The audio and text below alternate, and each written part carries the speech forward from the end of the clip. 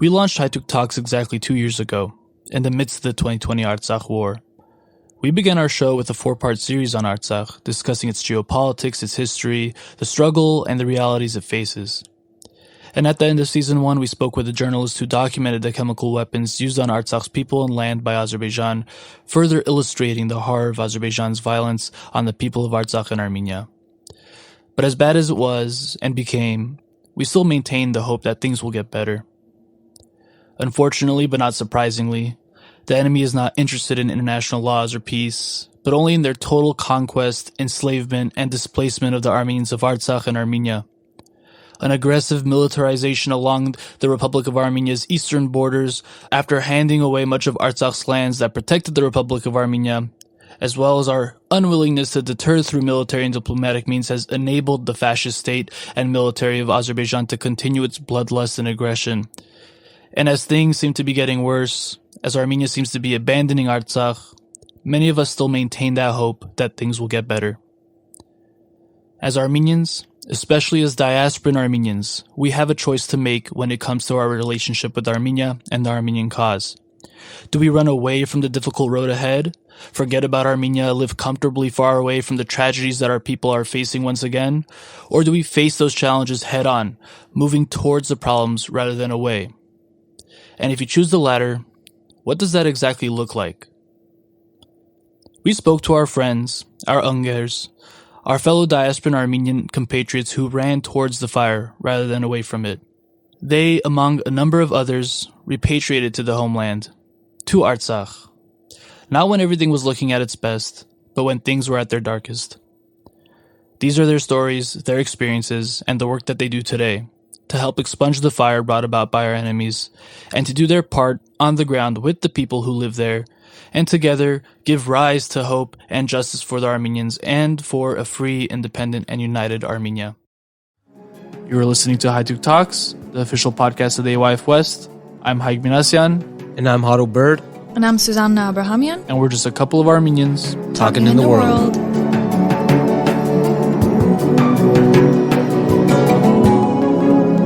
A couple of Armenians talking in the world.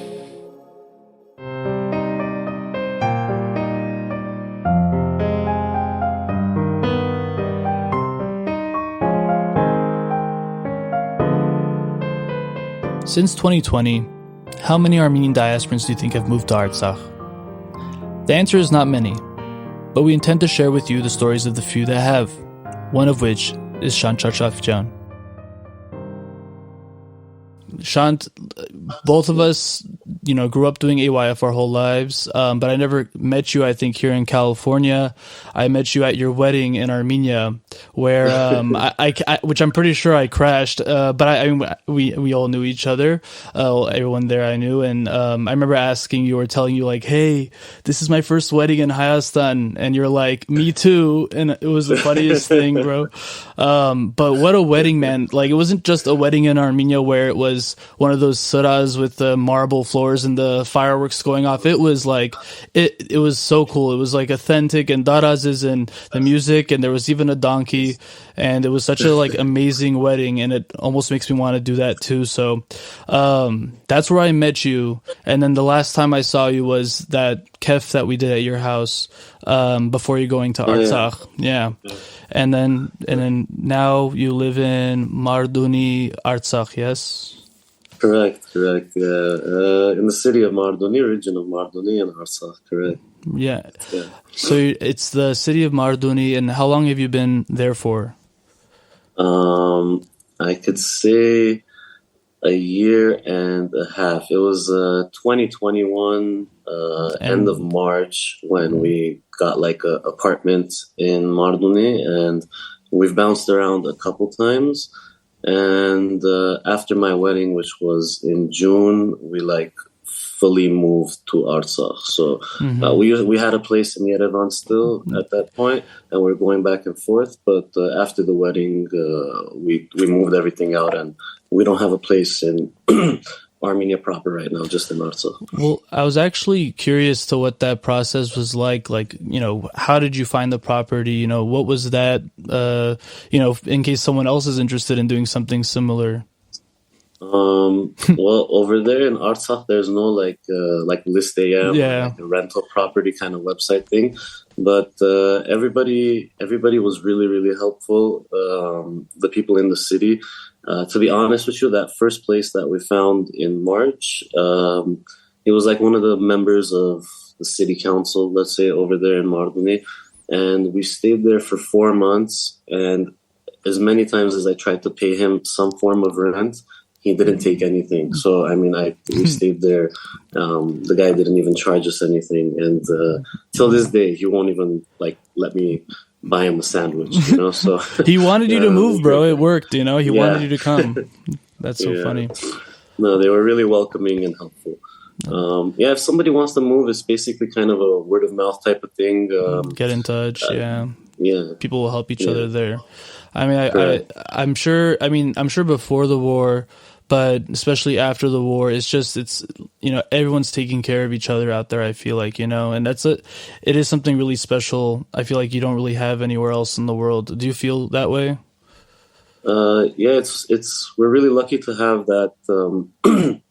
It's not just like a sense of community, it's an actual community, you know, and everybody understands that their current life, their future, everything is truly interconnected. So if you're not helping your neighbor, you're also hurting yourself. So it's a community, man, and it's a really good feeling, and it's great knowing that whatever you put into, like whatever work you put into the community, it's not something that is just going to go to waste, or that one day, you know, someone's going to decide that, hey, you know what, you guys aren't welcome and you guys have to move out of here and you guys have to leave. I mean, other than our enemies, Azerbaijan, there's not going to be like a city council meeting that says, you're hey, you know what, or whatever. Yeah, you guys have to go. Yeah.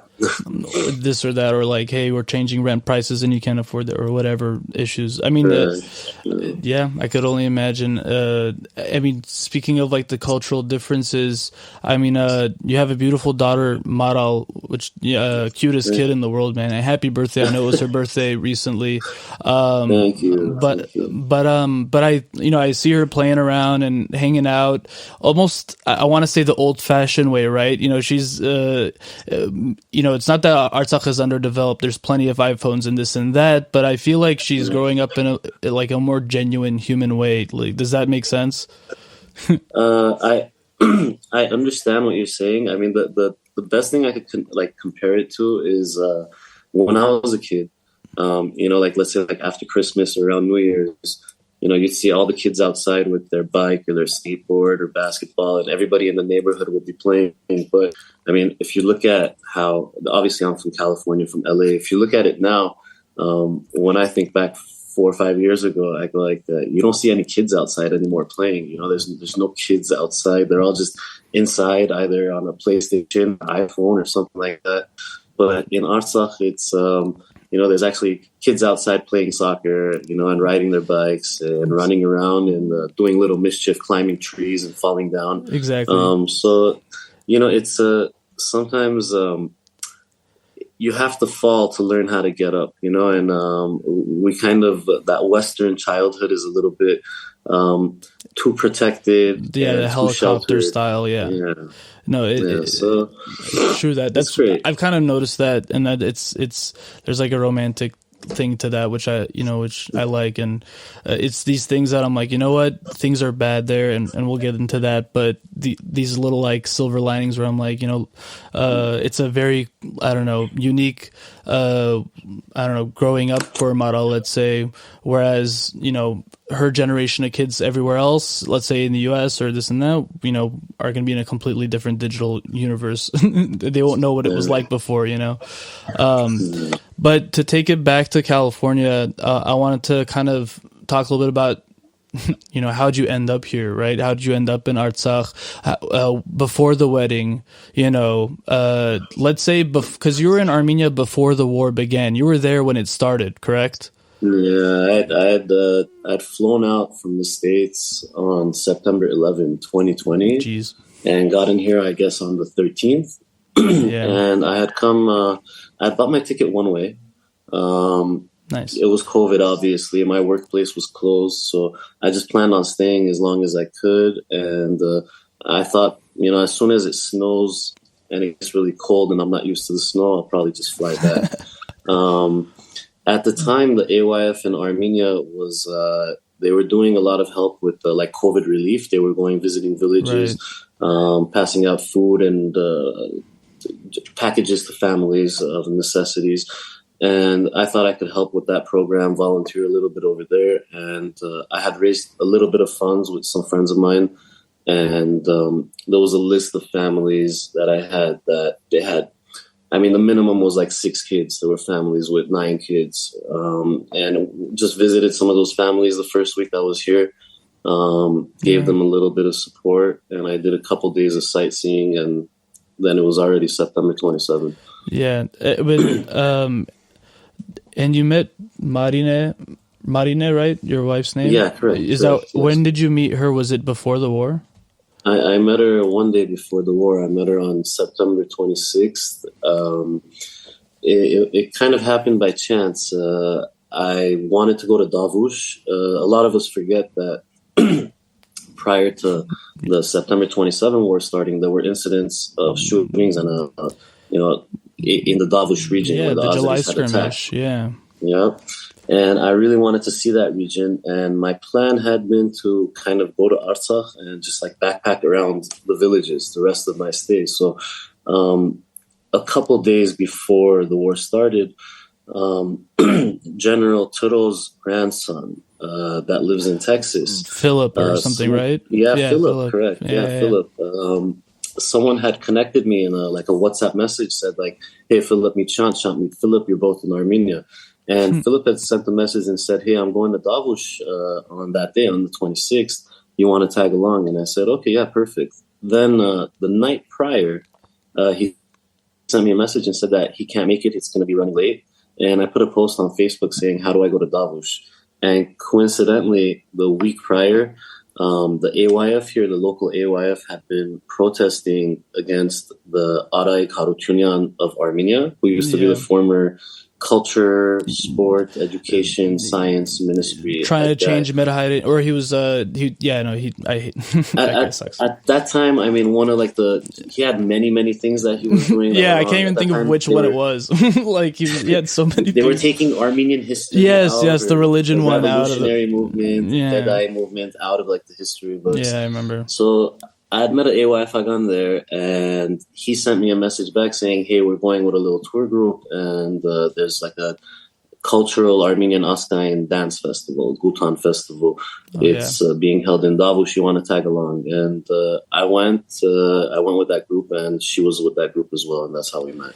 I think you told a story of how, like, when you saw her, she was wearing a Najde shirt or something like that. Correct. She was wearing a Najde shirt. I mean, for an AYF kid, like, it's I don't know, you don't always see that out there with the locals. So I mean, and I love your wife. Marine is so cool. I like her more than you, bro. Yeah, no, but we think about, like, maybe we'll meet someone out there, but what are they going to be like? But then you found the best person out there. So and your family's beautiful, and it's and maybe, thank you, brother. Thank you, brother. I wish the same happiness for everyone. That's what I'm saying. I want that too, bro. So the war happened, and it ended, and at one point, when did you and Marine know, like, or maybe you only hey, I think I want to do Artsakh?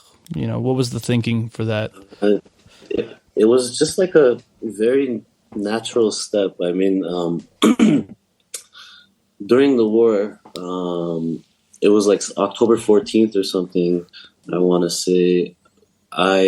We went together back to Artsakh. I was doing like these little supply runs, and with her, I went to Artsakh. We were in Aghavno, and she was going to teach the kids how to do like Armenian dance and spend some time with the kids, like try to help the kids in the village and refugees that were coming from other places that were staying in Aghavno.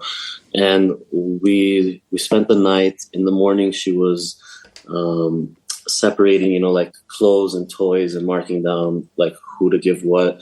And that's when the Azeris bombed that one bridge right there, right next to Alavno. And me, I was like, oh shit, excuse me, sorry. You can swear, bro. I was like, oh dude, where is she? What is she? And like, I went and I saw her, and she's like, oh, what happened? I'm like, they bombed the bridge. And she's like, okay. She just kept going on and stuff. But I was like, you know what? Maybe it's not the right place for her to be. So yeah, I took her back. But still, but after the I don't like using the term "the war ended." It hasn't ended, right? It never did. It never really ended. The genocide never really ended. Yeah, the mass attack, yes, that ended, but it's the same process going on now. Like their end game is to depopulate Artsakh, right? That's like the at least the least of their end game. 100% agree. Yes, we're not trying to say like, okay, they totally want to annihilate us, but at the least they want us to depopulate Artsakh. So today it's easier for them to depopulate Artsakh just by making life slightly uncomfortable, cutting off the gas in the winter. Affecting the internet, affecting the electricity, firing a few shots at a villager trying to tend to, his crops or his animals. And they will reach the same result. They don't need to launch drones and tanks and waste their money on bullets, let's say, if they could just make our life uncomfortable by cutting the gas. Bro, it seems like the West Bank or Gaza at this point, the way that, like the life that they've made for those people there, if we really cut Artsakh off from Armenia for good, I mean, it's going to become, I don't want to say like a Gaza or a West Bank, an open air prison. It is a tough situation, and unfortunately the political reality today of how the government in Armenia is dealing with it is totally leading to the entire Palestinification of Armenia and Artsakh, of both slave states. I know exactly what you mean. It's a betrayal, at least from my perspective. And so then around July, you were saying, around March, you guys were talking about getting a place in Artsakh, Marduni. We kept going back and forth. Like even right after like the November 9th capitulation, we went back and there were funds that people had sent me, obviously, to buy supplies and stuff during the war.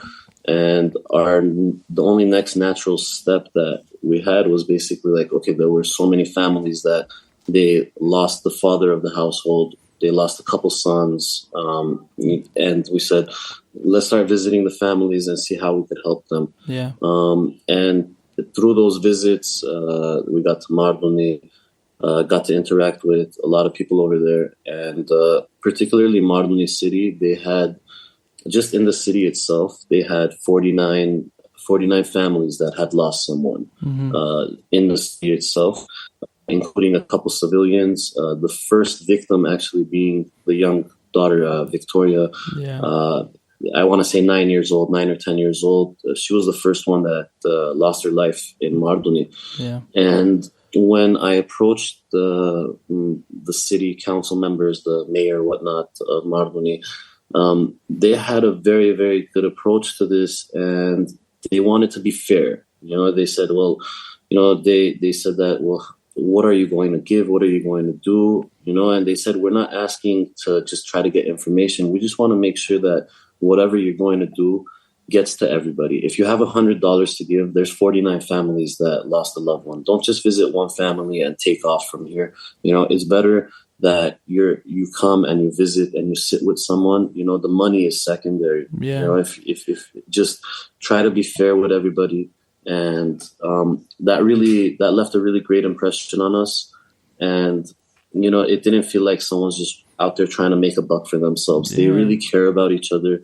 And just going and visiting everyone, we saw that, we were surrounded by really, really brave and dedicated people, brave mothers that gave their only son. And their only regret is that they didn't have more kids that could also defend their country. Mothers that told us that when the war in the 90s was going on, they were 16, 17 years old, and they had seen our heroes, and they had tried to help in any way they could, cooking food, cleaning clothes, doing first aid, medical, stuff like that. So they said, like, how can I not let my son go and fight? How can I try to hold him back? How can I run away from this land? How could I just let it go? when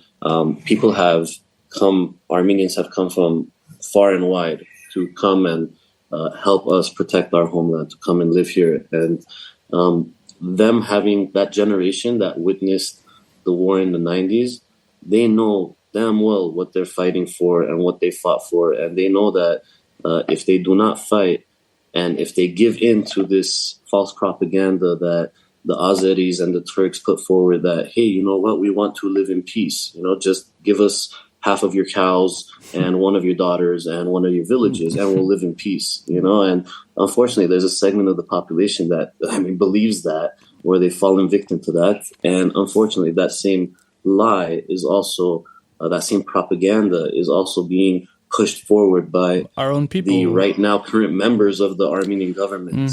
So it's a shame that as a people, we could say that, hey, you know what, let's take lessons from the genocide and learn. And then people say, hey, you know what, that's 100 years ago. Say, okay, let's take some lessons from the 80s, and what they did in Baku and Sumgait. And you go like, well, you know what, that was 30 years ago.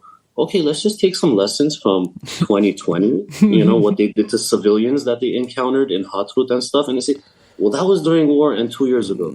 I say, okay, let's take some lessons from last week, when they attacked what people like to say, Armenia proper in the Syunik region and by Sisyan and Ishkhanasar, and what they did to, POWs right there a week ago, executing them, and the horrific things they did to some of the female soldiers that we had.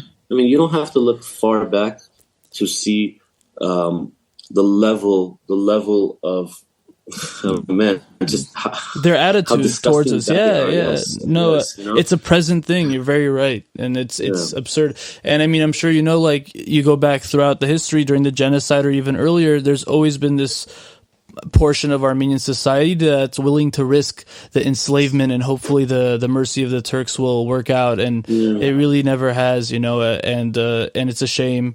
And I know, fighting this big army, this big nations are scary, but it's you're opting into a future of enslavement and eventual slow genocide. Otherwise, it's two options. It's one is you could fight and defend yourself and your rights and what truly is yours and your right to defend. And yes, you may die, right? And it seems like the second option is just give up everything, okay, hand everything over, and they still kill you. So, or you move to Russia or whatever, and you get, and then there's no Armenia, essentially. Exactly, and there's a great David Beck story with Mkhitar Sparabet, I'm sure you know, where the Khanzoresksis didn't want to fight again, and they after David Beck had died from disease or whatever, Mkhitar wanted to keep the fight going, and then they killed Mkhitar and gave his head to like the Shah or the Sultan, and then the Sultan was like, how can I trust you as my subjects if you betray your own kind of thing, and then wipe them out too, He was like, you guys are crappy subordinates in the first place, I'll send this video to you later. It's a really good documentary on it. But anyway, I'd like to watch that. No, it's a great story. But the David Beck story has this same theme that we're kind of seeing today, and we saw it during the genocide. Rafi's Khent also has this theme as well. So it's not just some like nationalistic fable, it's like it's something that we're seeing today in reality as well. Absolutely. So to go back a little bit about the work you've been doing out there, I've been happy to send you money, Venmo, anytime I see you working on a project. And appreciate it. I wanted to shine real fast, like the fact that it's Venmo and I can just quickly send you like $25-$50 and it goes to you immediately, and you're someone that I trust and I know you're putting it towards the right thing. And in my head, I'm like, he can even keep it for himself. I wouldn't care because you're awesome. But I know that it's going towards these really cool projects. So one, I was going to say, can you tell us a little bit about those projects that you've worked on? But first, I was curious, like, is that Venmo, has that been a successful method, or is that changing? It's worked thus far. I'm trying to veer away from that by like making a website. I'm waiting for a couple kids in Artsakh to finish this website. so that it's a simpler process, so that the funds could just go to the nonprofit that I established in Armenia, and then it doesn't look like a little complicated banking scheme of coming to Shant and then going to a nonprofit. Yeah. So that way it's a little bit more transparent. But it's worked so far. In terms of like projects and things we've done, I mean, the work it started by, unfortunately, visiting all the families of the fallen soldiers, giving them some funds, helping them with stuff. And that was, the quick thing. But just giving funds to people, it doesn't ensure that, like the country is going to develop in different spheres and stuff like that. Just handing cash to people, giving them welfare, unfortunately, in the long run, will have a negative effect. People, it doesn't get them motivated to go back to work. Creates dependencies. So their soil. Correct. Yeah. So we moved on from that to different social projects, cultural and sports and everything like that. One of the first big projects that we had was visiting different villages and making sure that every single family in that village was covered in the program. And it was to give each one 25 chicks, month-old chicks, 40-day-old chicks actually, and some feed, 25 kilos of feed. And the idea behind that was that, they lost a lot of their grazing pastures. A lot of families lost their animals as well. Chicks are pretty easy to provide for. Even if you don't have the feed, they will just go around and they will eat. And with the hopes that if one family could not take care of it, they could actually pool their chicks together, and have somebody take care of it. But each family got it, and they could make use of the protein when they turn into chickens, keep some of the eggs, hatch more, and there's a lot. Create some stability for them. Where'd you guys out more than? Yeah, how many did you? I was gonna ask, what was like the total number, and then where did you guys get it from? Just more than 10,000 chicks. That's crazy. And it was 25 per family, and some of them were locally sourced in Artsakh when we could. Nice. I want to say 50-50. 50% of it was from Artsakh, and 50% was from Armenia. The guy would drive it down, and we would go visit the villages. It was a nice program, and one of the good things about that program is that we got to visit a lot of villages and meet with a lot of people and see what other future projects we could do. And one of the main things I try to tell people is that for us to know what to do in the future, the best way is to interact, like on the ground with people there. You have to come, you have to ask questions, you have to see what's going on. And one of the things that, as someone born in the diaspora, raised in the diaspora, it's one of the good things that we can bring here is, like thinking analytically, trying to see things from a different angle. And there's some things that you're going to go visit a village and you're going to see it and you're going to be like, oh wait, this is a quick fix. This is a problem right here. But for somebody in that village, they just haven't seen an alternative to that. They're used to that. That's their normal. So and vice versa, right? Like, and then sometimes we can't see something, and then they see it easier, right? Yeah. Oh, absolutely. It's you have to learn from each other and interact with each other. It's not a one-way street. It's not I'm not putting myself on a pedestal and saying I'm smarter or no more than the person living there. You have to come with an open mind and interact, and not just try to impose what you think is right. You have to interact and see what it is. But we do have that perspective from another place, from another part of the world and a different society, that I could see that being beneficial. And that would be the hope, right? If more Armenian diasporans move there, that's one of the things that they could offer is those perspectives and ideas. So then I remember seeing you guys also building a greenery vegetation kind of greenhouse kind of thing, right? Yeah, we eventually built 2 greenhouses. When we started building the first one, there at the time was not a government subsidy incentive type of program for it. So we found it really good to build one really big greenhouse.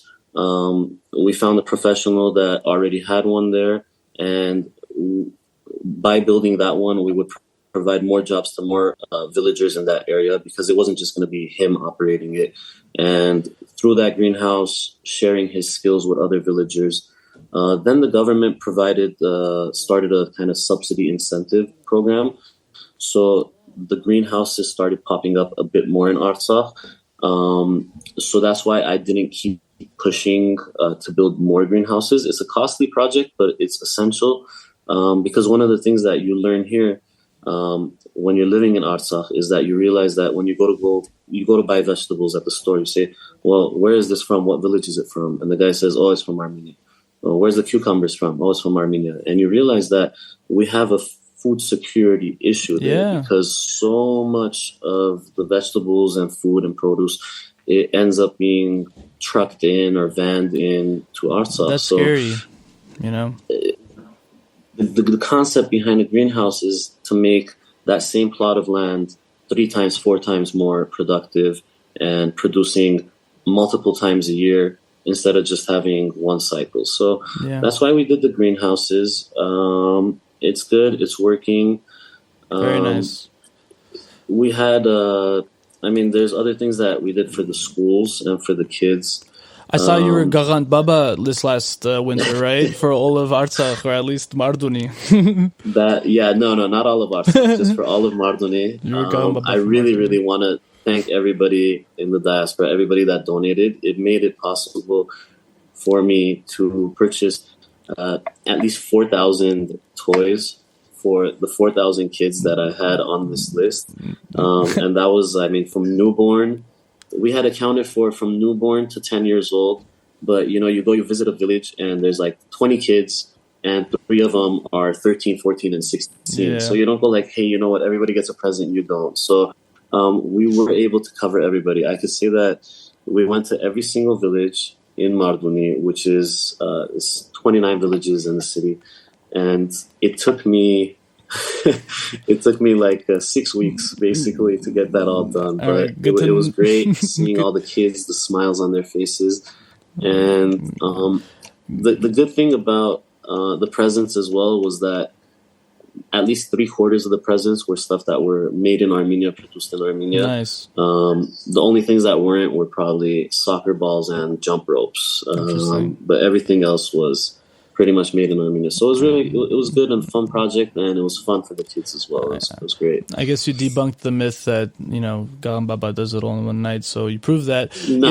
I'd even say, like, since you went to every village, like, you might as well, like, also conducted, like, a census or a survey, get the data, too, while you're out there, because that's a huge feat to, like, go to that many towns and meet that many people within a few, 6 weeks is still it's not that long, so that's crazy, man.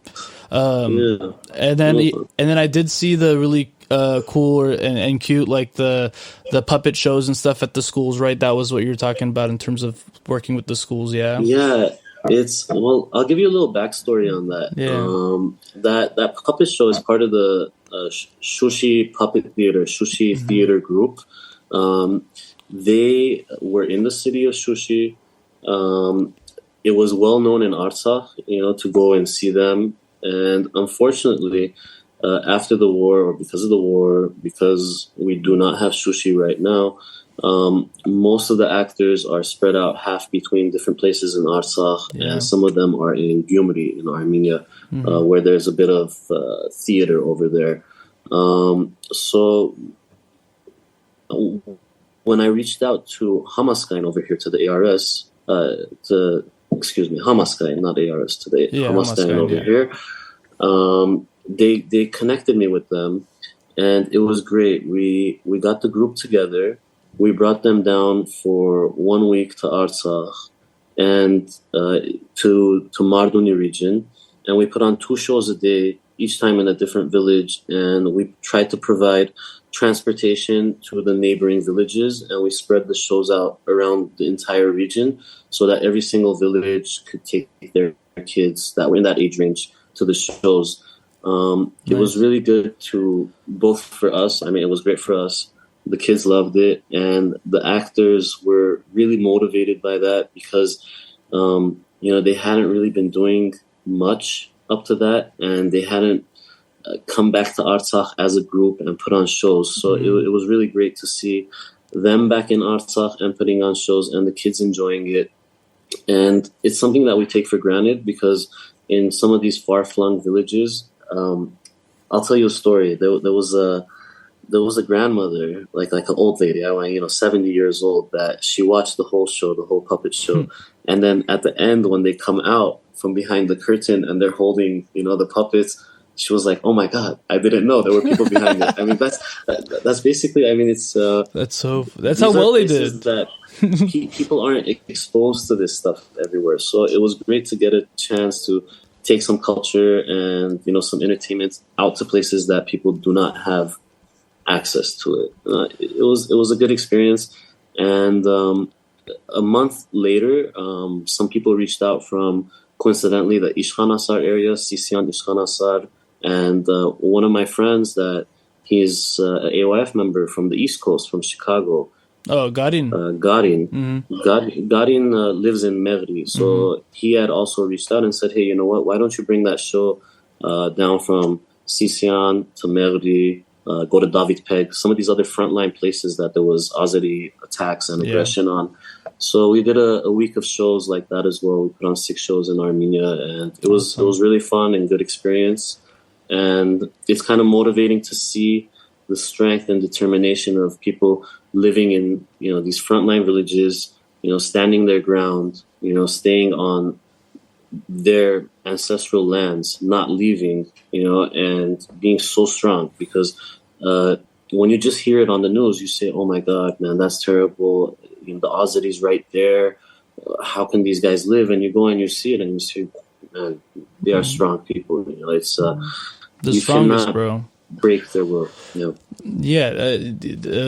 Azeris, they couldn't win. They had to use robots and shit. So there's no honor in what they do, and there's no courage in what they do.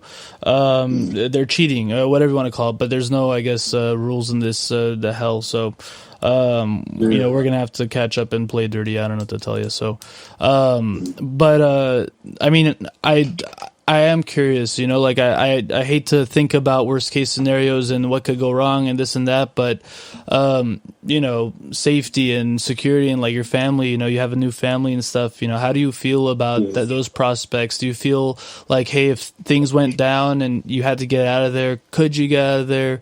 If the Azeris were to, come across you and like, this is an American citizen, we don't, how do you feel about those things? I don't want to say it keeps you up at night, but goddamn. Well, on the first point, I don't see myself or us like trying to get out of there. It's we're there in the good times, we'll be there in the bad times. It's that's one of the things. Second, some people ask me, okay, why over there? Why so close? And during this war, there's a lot of people that I met after I met their families, and basically I got a chance to feel like I actually know their son. I actually know their father. I got to know their life. And there's this enemy that we have that unjustly cut that life short. Then there's people that I actually knew, that I had met, that, they were alive. And then, I had a personal relationship with them, and they also lost their lives during this war. In my heart, there's a special place that wants revenge for these lives that were taken. And if I want revenge, I want it from somebody, from something, right? And that is Azerbaijan. That is my enemy. So I think it's more practical for me to be there on that land, in that place, in that land that these people gave their lives to defend, and to do my best to develop it, to do my best to make it a happy place, make it a home, to rebuild that country and to live there, because I don't want their sacrifice to be in vain. I don't want them to have sacrificed to save this land for me to not live there. What is the point? These guys gave their lives so that we live there, and that's why they protected the land. So I want to live there, and just by living there, I'm taking out a little bit of revenge. That's its own revenge for sure. Yeah. And I feel like, Shant, because there's so many fathers and sons that aren't there, I can also see like you being there. Not that you're like, the father and the son of these people, but like you're another figure there, another role model or another helping hand for a lot of these families, that you're kind of you're going to pay back for those people's sacrifices by, taking up that mantle as well. You have another added position there in the community, with a lot of utility for these families. Yeah, I'm just happy to be here and help however I can, and it's just great being surrounded by people that they will do everything to help and protect you as well. Yeah. And I'm willing to do the same for them. Yeah. So, Shant, looking forward to seeing you when I come back to Armenia soon. Hopefully I can see you in Artsakh as well. There aren't many like you, Shant. It's really encouraging to see that there's diasporans like you out there right now. And it's great, just from one person, so much, can be done. Let's say, if we just had 100 shots, I think we'd get sushi back or something. I'm no one special. I'm just another kid that went through the AYF and Scouts and Hamaskai. Crazy guys. Ended up finding myself back in the homeland finally. But hey, tell Marina and tell little Maralik I say hello, and stay safe and keep up the good work, Gershant. Of course, likewise.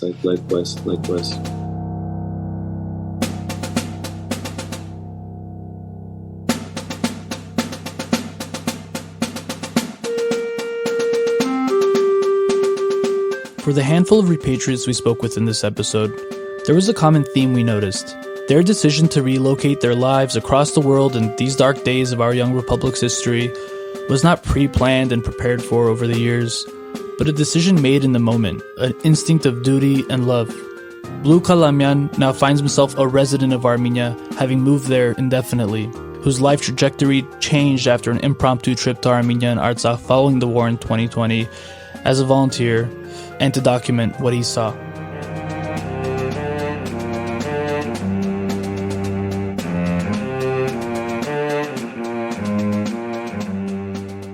All right, welcome guys to Haitug Talks. Here's another beautiful episode for you guys, and we have our good friend Blue Kalamian. How are you doing today, sir? I'm doing well, man. Thank you for having me on. Absolutely. We've been a big fan of your work. Just for the listeners to know, when we created Haitug Talks, we had our own studio at the time, right? And in that studio, we had one side of the wall, huge chalkboard, and Blue did an amazing job. It's on our Instagram still. We'll probably post that at some point again. That was beautiful, man. I'm telling you, I looked at it a lot. It's like an inspirational thing too, but you've always been sort of like that art. Because that, by the way, if anybody hasn't seen it, like you have to have some like artistic, hand to do something like that. Have you always had that sort of ability? No, actually, I think like my drawing skills kind of suck, to be honest. But I think at the time, like it was during COVID, I believe. I was practicing a lot of like calligraphy and like graffiti style stuff. And so I think I was better at it then even than I am now. And of course I had talked with Haig, and he was like, yeah, I like this stuff. Like we want to do something for Haitug Talks. So honestly, I was so nervous to do that because I never done art. I've never done like drawing art for anybody else other than like my own doodles and stuff. And so I was like, man, I hope I don't walk into this room with a bunch of like, Armenians I don't know, but I want to know, and like just completely ruin their wall. Luckily it's chalk. You can just erase it without telling me didn't like it, but I'm glad you guys liked it. No, I thought it was great, man. I thought, could have gone a lot of different ways. I thought that was a really good board to have up there. And so, I do know now you're a filmmaker and you do some photography as well. Tell me about like we'll get to the Armenian side of everything, but I want to know for you in your case, was photography and filming and editing, is that something that you were always passionate about? Yeah. When I was like, in, I don't know, 8th grade or something, or maybe going into high school. I just remember like having a conversation with my dad. We were both very into movies and stuff. And I think I just told him, like, I just want to make movies. Like, I think that'd be cool to make movies. And my dad's done some acting and stuff like on the side, completely different than like his normal career. And he was, super stoked about that. He was like, awesome. Yeah, you should make movies. So I think I kind of all throughout high school had it in my head, like, yeah, when I graduate high school, I'm going to make movies. And if I had one regret in my career, I guess it's a very short career, but so far. But if I had one regret, it's that I didn't start really making films in high school. I made 1 or 2 videos.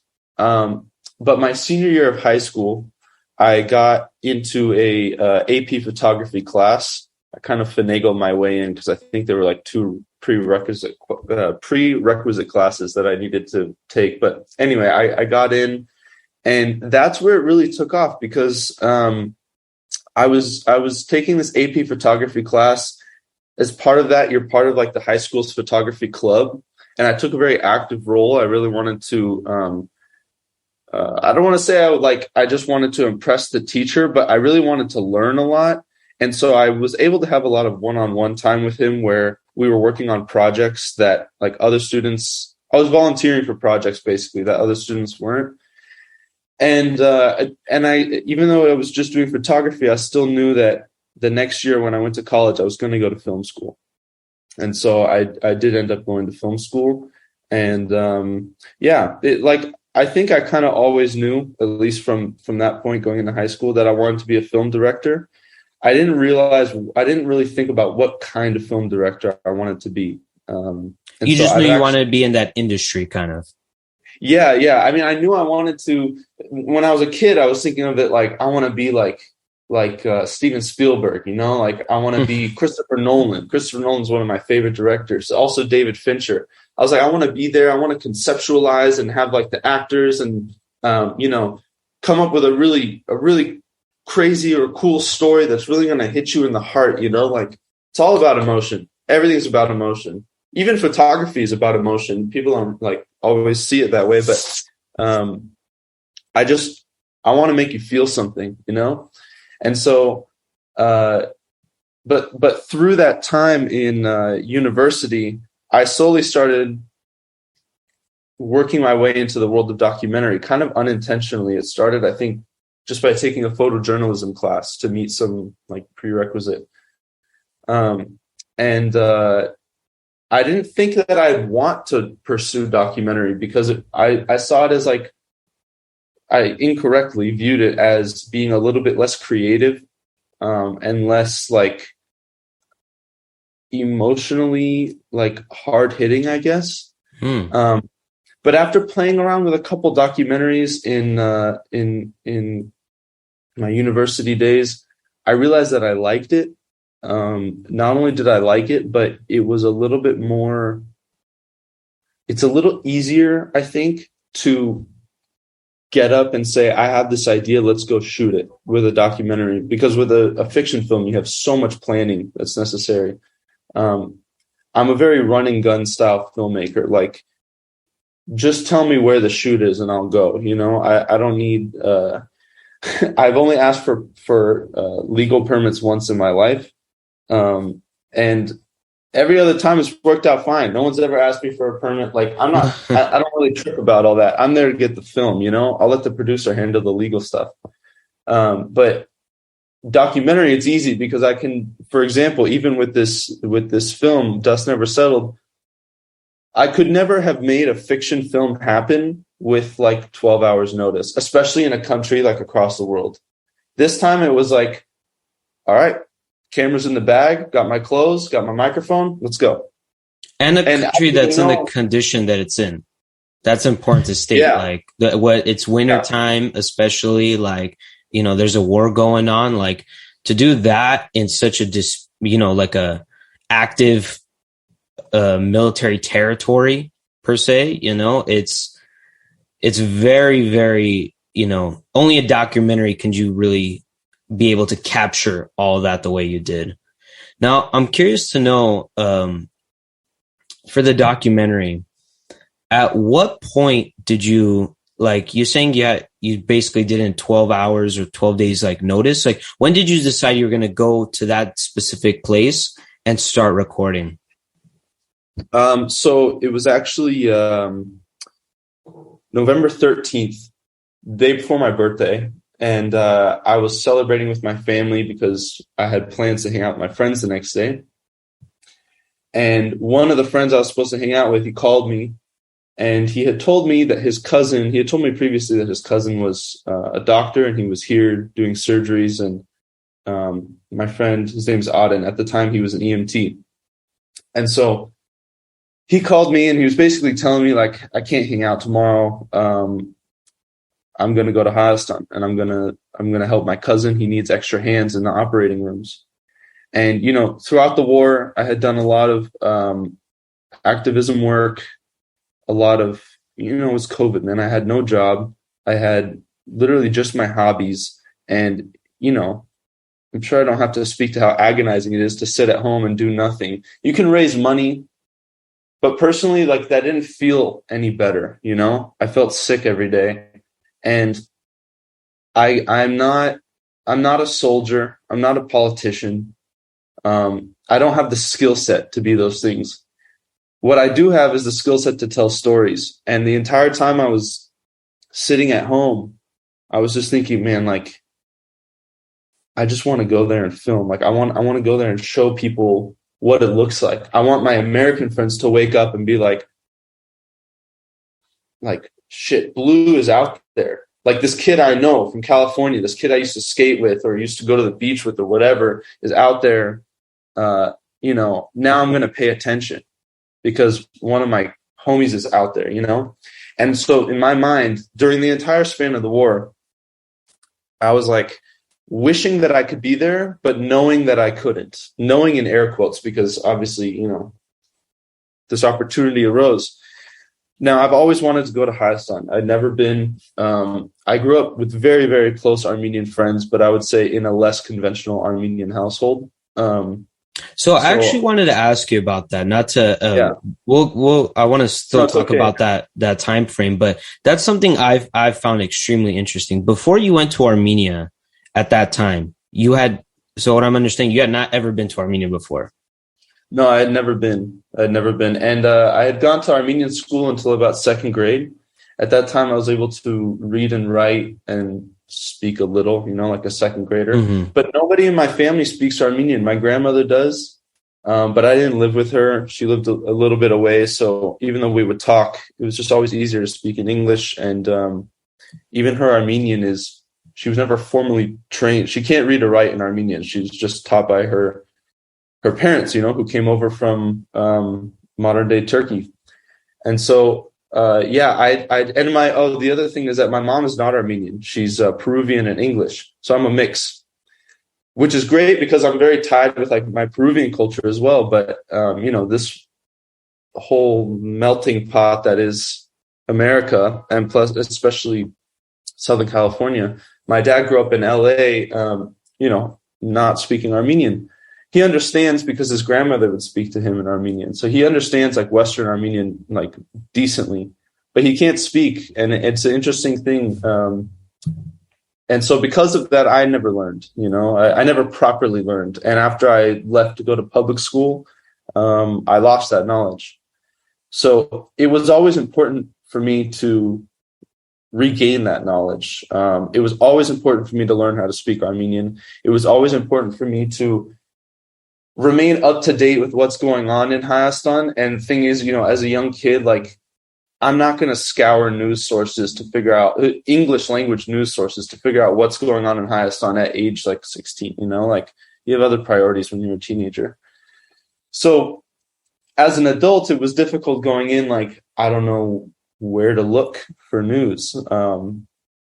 And so I went to my friends. My friends were my source of everything. I found out what's going on through them. I asked them, what does this word mean in Armenian? How do I say this? Very, very slowly, I was collecting like little vocabulary words, you know, and you know, I got to give a lot of credit to them. I got a lot of love for them. Without them, I would not have the Armenian identity that I have now. Without them, I wouldn't be here, to be honest.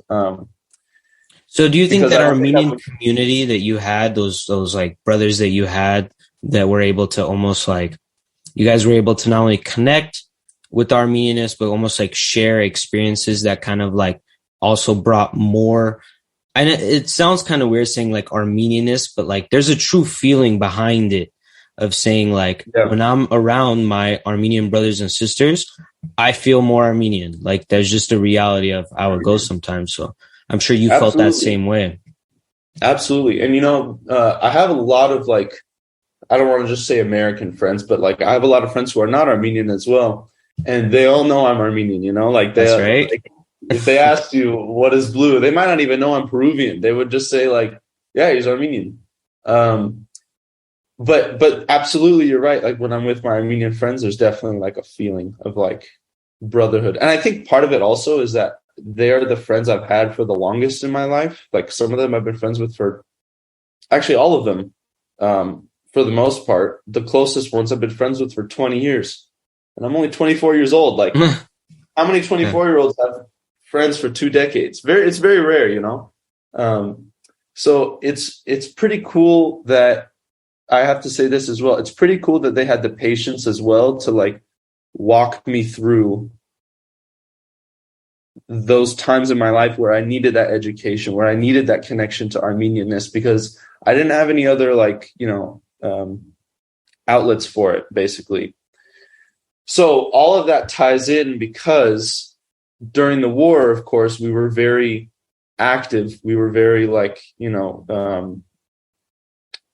trying to do everything that we could. And we had a lot of friends who hit me up, let's say because of my skills in calligraphy, to help them make signs and things. And we would go out at night and we would hang them from the freeway bridges. And like, we were doing like all kinds of things that like now I think like, maybe it didn't do too much, honestly.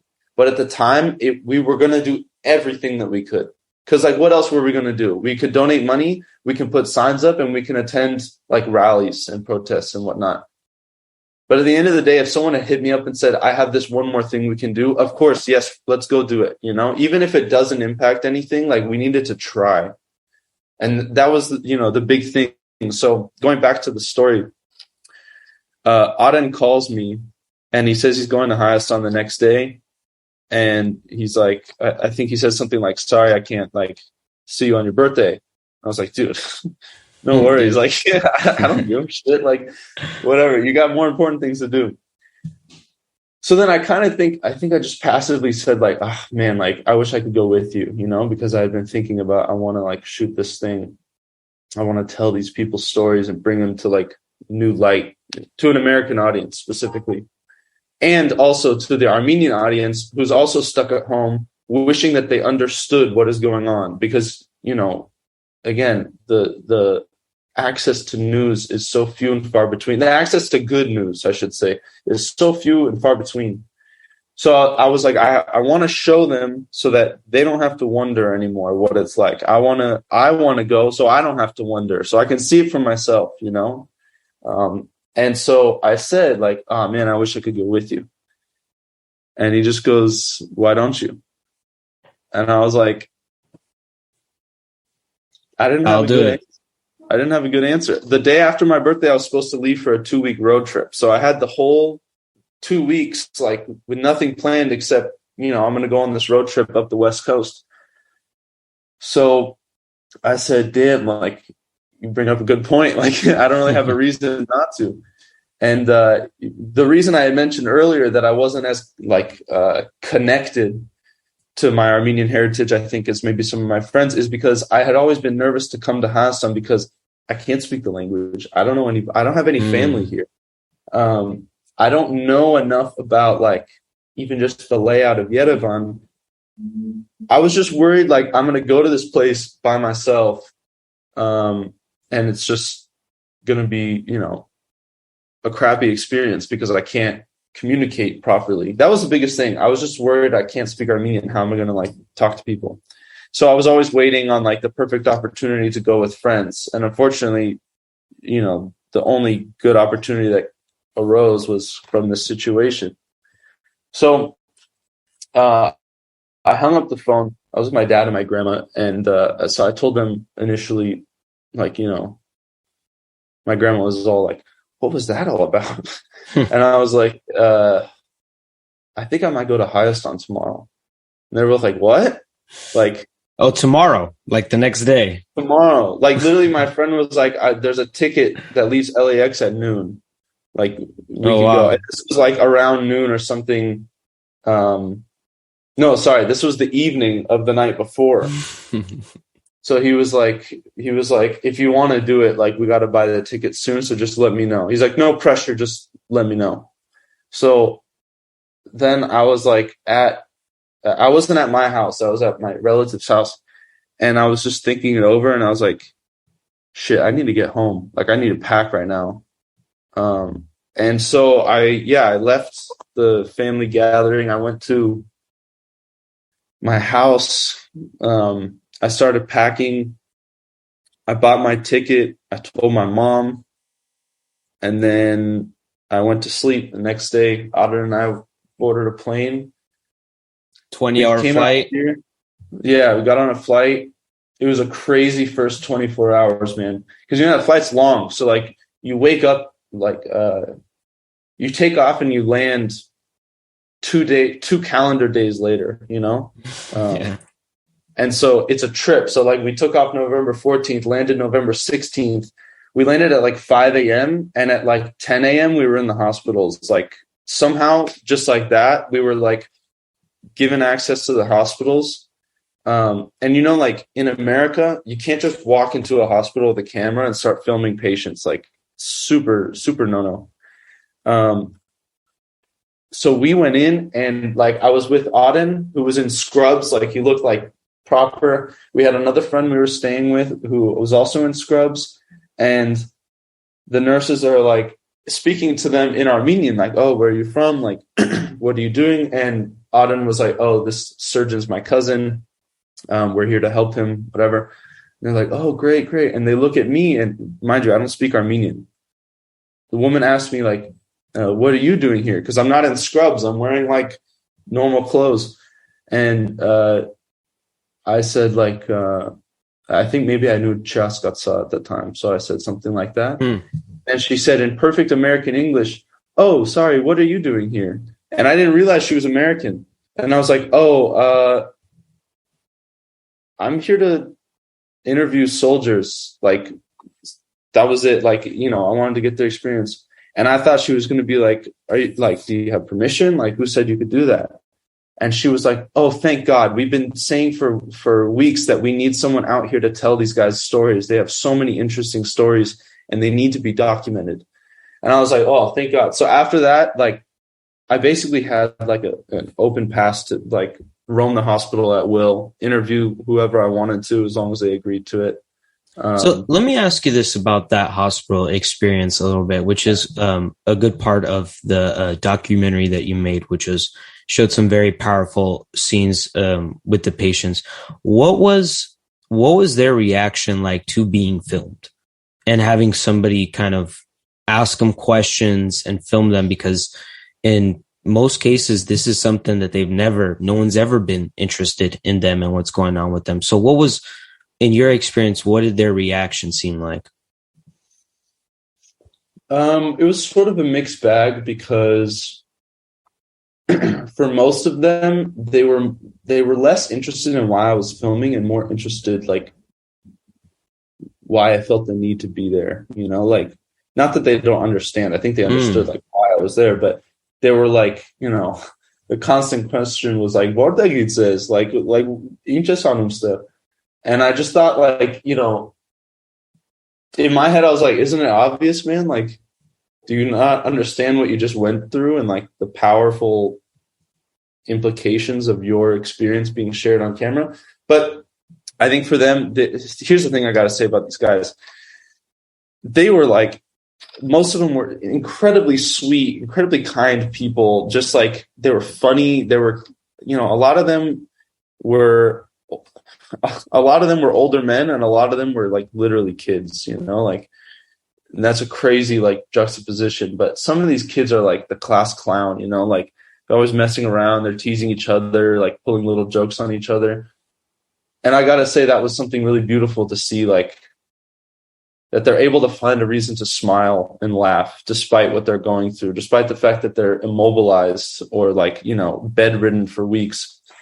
So I think their reaction was mostly positive because a lot of them did give me interviews and they were like happy to talk to me. I think because they were interested as like, oh, like an American Armenian came here to like film. And I wasn't the only one. There were American Armenian nurses and doctors as well. But they were like, I think somewhat fascinated by my work because it's not like the normal work you'd see in a hospital. There were some people who didn't want to be interviewed. They were okay with being filmed. They just didn't want to give interviews. Totally understandable. There were some people who didn't want to be on film at all. And they would repeatedly bother me about I'm not in this shot, right? I'm not in the screen. And I'd be like, no, like if you tell me you don't want to be filmed, that's it. Like, I'm not going to film you. But I think, you'd probably find that reaction in any group of people. There are going to be some people who just don't want to be filmed. Yeah, because something that came across to me when I was watching this film, it was just to also say, not just that it was very powerful, kind of like what you're talking about, being able to induce emotion when somebody's watching your work. I think you fully achieved that in this documentary because I'm telling you, I watched it. I tried watching it at work. I literally could not watch it at work. I had to like go home and watch it at a later time, like, because it was just so powerful and so recent, and seeing, just how you said, seeing those kids in the hospital room, not to spoil too many details, but their attitude in the situation and condition they were in, you still saw the soul there. You still saw the joy that they were trying to come out of it, and to capture that it's good to know that there, people are still finding ways to live and be happy and try to live their lives, like, despite going through what they went through. And I'm sure you got that feeling too when you saw them be joyful, because in our eyes, it's a very scary thing what they're going through. So, I think, go ahead.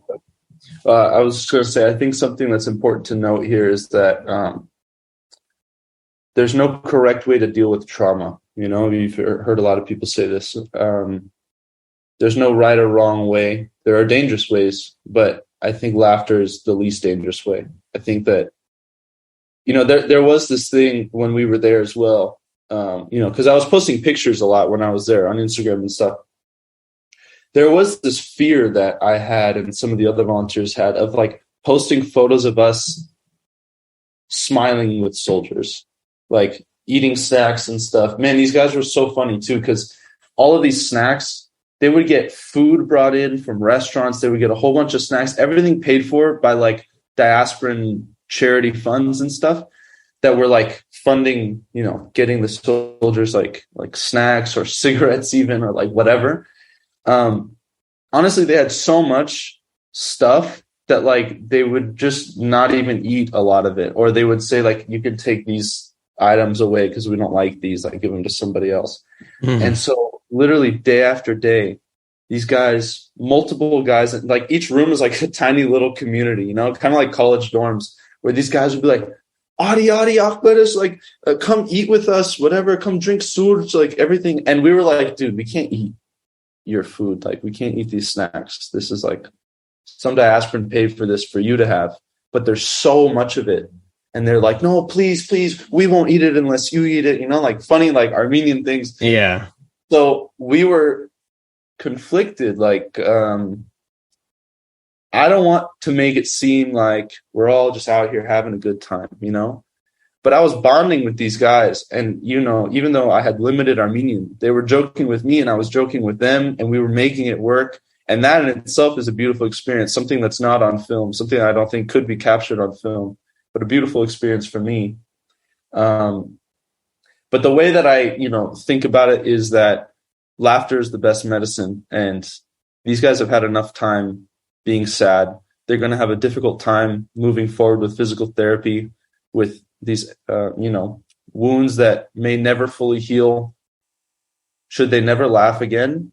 Should they never smile again? When is an appropriate time to start feeling happiness, once again? So I think that, again, it's something that we were worried might be misunderstood.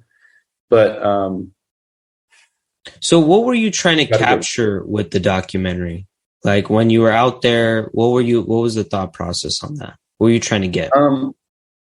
So, when I came, I had no plan of who I was going to interview or what the structure of the film would be like. Obviously, if I did, it would probably be a much more streamlined process. But like I said, I was writing notes on the plane, trying to figure out what is the story? What is the documentary actually?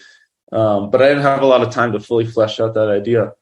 What I knew I wanted was to basically collect the stories of people who are affected by the war, people who went through it directly, collect the stories and present them to a larger audience. Because these people, they might be interviewed for a local news thing. They might be interviewed by a bigger company like Vice or something like that, or a European journalism group. But part of it is I just want to sit with them and be like, how'd it been? What happened? Just tell me your story. You can talk about your childhood for all I care, but how did you end up here? What have you gone through? How has it changed your life? And what's the plan moving forward? And of course, I edited down everybody's interviews to, be able to fit more into the film. But if I could, I would just release the entire interviews of everybody I did, because there are so many pieces, unfortunately, that have to be cut out when you're making a film. But I just wanted to shine a light where lights don't get, where these people are not going to be given a microphone normally. I wanted to give them a platform to share what happened to them. And through that, maybe the rest of us can have a better understanding of what it means to go to war. That it's not this glorified, Hollywood production. It's a truly harrowing experience. Yeah, and when it comes to, documentaries or even in cases like reality television, some of these things are the most emotion inducing, most impactful because they're real. This is real stuff that we're looking at here, and stuff that's happening right now, not 50 years ago either. This is happening right now. So do you feel like what you were trying to, the idea you had while you were filming, do you think with the final product you were able to relay the message that you wanted to? Yeah, I do. It took a lot of work, I have this issue where when I'm editing my own footage, I'm so emotionally attached to the footage. It's really hard for me to cut things out. And I was lucky enough to have another editor work on the beginning of the film, which kind of helped me get over the hump of I was able to separate myself from it a little bit, which I think was necessary as a director. It's very difficult to not be emotionally attached to your project, but especially when it's about something like this, how could I not be as an Armenian? Every single shot was important to me. So I'm very happy with the final product, that I was able to show all the best parts of what I was able to capture there, and do it in a concise way where you can understand these people's stories. And what I also really enjoy about the film, I have to say, is the variety of perspectives that I was able to, collect while I was here, because it's not just one focus for the whole doc. We have the wounded soldiers that were in Artsakh but are now, in a hospital in Yerevan. People who experienced drones directly, which is crazy because this is the first time in conventional war that we've seen drone warfare so heavily prevalent, and in a way that it tips the scales of the conflict. I was able to capture, as you saw, the nurse's perspective, doctor's perspective, even an American Marine, not even Armenian. So that was really cool. And then, of course, a soldier from Artsakh and a family from Artsakh and their experience, during the war. Yeah. Yeah, the family in Artsakh too was a very touching moment, an emotional moment I saw, especially when I was watching it. That was pretty crazy to see. So when especially in the documentary, when I saw that video of like how close the Aussies were, and then they're so close, like that's like pissed me off, to be honest, like that it was that close, and what they were inside, the meaning of it. Like, honestly, that's why I put it in there. Like, I debated whether or not I should show it because I didn't have any other context. Like, I literally pulled to the side of the road and shot some footage of Shushi, and like I put it in there to piss people off, Yeah, so you can feel like upset, and you can understand what it looks like, the occupation, the big Osiri flag hanging from Shushi Castle is like. And what's funny is the day we went in, it was super foggy, so like you couldn't see anything. Like, I'm talking the most fog I have ever seen. Mm-hmm. So I didn't see Shushi when I entered Artsakh. But when I was leaving, it was clear. So when we pulled around the corner like of the mountain where you could finally see it, I was like, wow, look at this beautiful castle. Like, this is kind of sick, like, and then like we pulled farther and I see the Osiri flag and I was like, way to make a statement, and their music was like echoing off the mountains. It was very loud. And what's not on film, that one shot, right after I cut, I heard like some gunshots, and I think they were just training like on the other side of the wall where like I couldn't see. But I heard gunshots, and I just thought, these guys can see me across the ridge, like pointing a camera at them on the Armenian side. I was like, this is not good. Like, yeah, if they want, they could shoot at me. So immediately I was like, all right, I'm out. And we got in the car and we left. Before we get to some details about when people can see the film, I do want to know, so right now, you're in Armenia currently, right? In Yerevan. Yeah. So are you there full time? Is this a full time gig for Mr. Blue? Yeah, it is. I've been here. Like I said, I came in April 2001 with the expectation of staying for maybe 4 months. 4 months quickly turned to like 8 months, I think. And at that point, I had already decided, like, I went home after for like a month. But I had already decided that I was going to stay. So now I'm fully here, going on 1 year of knowing that I'm staying here. But it's been about 1.5 years that I've been living here full time. I think I've been back in the States collectively for like 2 or 3 months during that time. And part of the reason, like, I think going to Artsakh had that, like, it was like another poignant experience that like convinced me to move here, like, or convinced me to stay here more permanently, I think. But yeah, it's amazing that, having the background that you did growing up, and especially being, Peruvian as well, to make that full jump to living in Armenia, that repatriation, it's pretty dope. I'm not going to lie. And to make that commitment is also like a big commitment to make, even like, not to talk too much about myself. Like, my family's like very, very Armenian. Most of my family's in Yerevan. And they always ask me like, would you live there or here? And before, when I was a kid, like, I used to be like, nice place to visit, but I don't see myself living there. But as the years go on, even though my parents came here in the 90s, as the years go on, living in Armenia just sounds a lot more nicer to me. So how important do you think it is for diasporan Armenians, especially potentially even the ones in Los Angeles, but how important do you think it is to repatriate back to Hayastan? That's a really good question, an important question. So even when I came to do Birthright, they tell you in the orientation that their goal is to basically convince you to repatriate. They don't hide that fact. It's not a secret. And, for me, I've always been fascinated with travel. I've always wanted to live in other countries. I have family in Peru. I considered living with them for a while.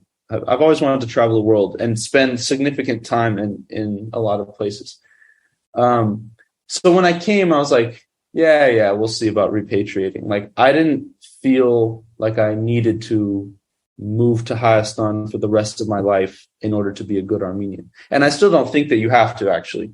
I think it's important what I think is more important than just simple repatriation is if you have a skill set that that could be beneficial to our country. For example, if you are an expert in military strategy, if you're an expert in renewable energy or just alternative energy sources, if you have good business sense and you can make a good business here,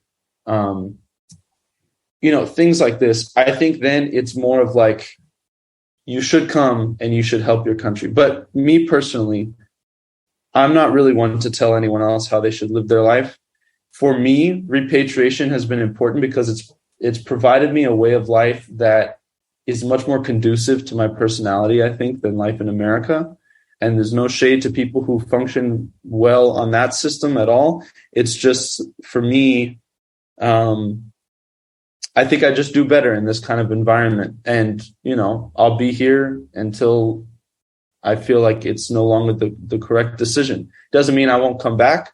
I might move to America. I might move somewhere else. I don't know. But, especially now, the experiences I've had in Hayastan will have made it clear to me that I will always have a place here. And even if here's the thing, I'm trying to save up right now to buy a house here. It's not as easy as they tell you it is. Yeah. It's cheap compared to America, but it's not easy. There's a lot of government stuff you got to deal with. But even if I leave, I want this to be my goal, that even if I leave, I'll always have a home here. That's beautiful. I just opened up my sole proprietorship just a couple of weeks ago, actually. So I'm officially a business in Hayastan. So now I'm paying taxes here. I'm not a citizen, I'm a resident, but I'm paying taxes here. I have a 10-year residency. These are the things I think that are helpful as a diasporan to know when you're coming, that these are the best ways to contribute. One is paying taxes, obviously. The other is giving something to the country that, either it's lacking or it could just use more of, for example, the things I mentioned before, which I think are most important: military strategy, energy sources, just any way that we can make an industry in Armenia unique. If we could sell power to Europe, if we could sell tech to Europe and America, things like that, I think, are super helpful for the country. Of course, if you are an artisan or, you're a barber or you're whatever, of course, move to Hayastan. Honestly, it's great. Everybody should just move to Hayastan for a year just to see if they like it. But again, I'm not one to tell other people how to live. If you don't like it, if you're not happy, you shouldn't do something that doesn't make you happy. But this makes me very happy. Well, that's a good way to live your life, right? Find what makes you happy. I think I personally feel like there's a natural, something almost like that calls to us when we're in the homeland, when we're in Armenia. There's something that just feels right.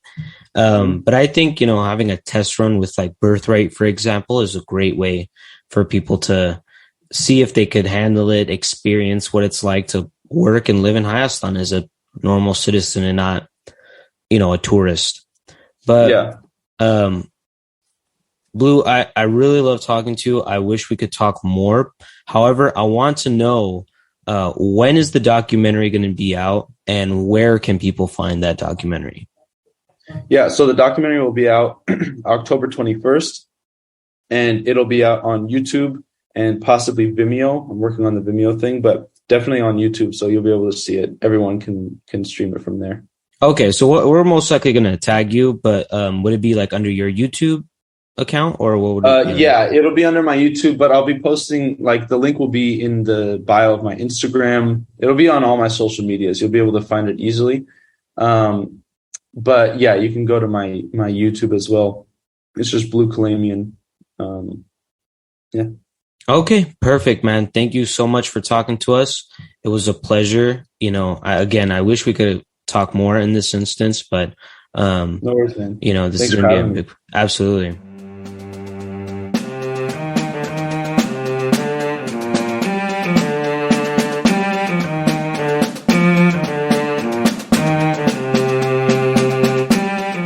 There's plenty we can do from the diaspora to support the development of Armenia and Artsakh, but these unprecedented times have brought about a crisis to the Armenian nation that may require more from us now.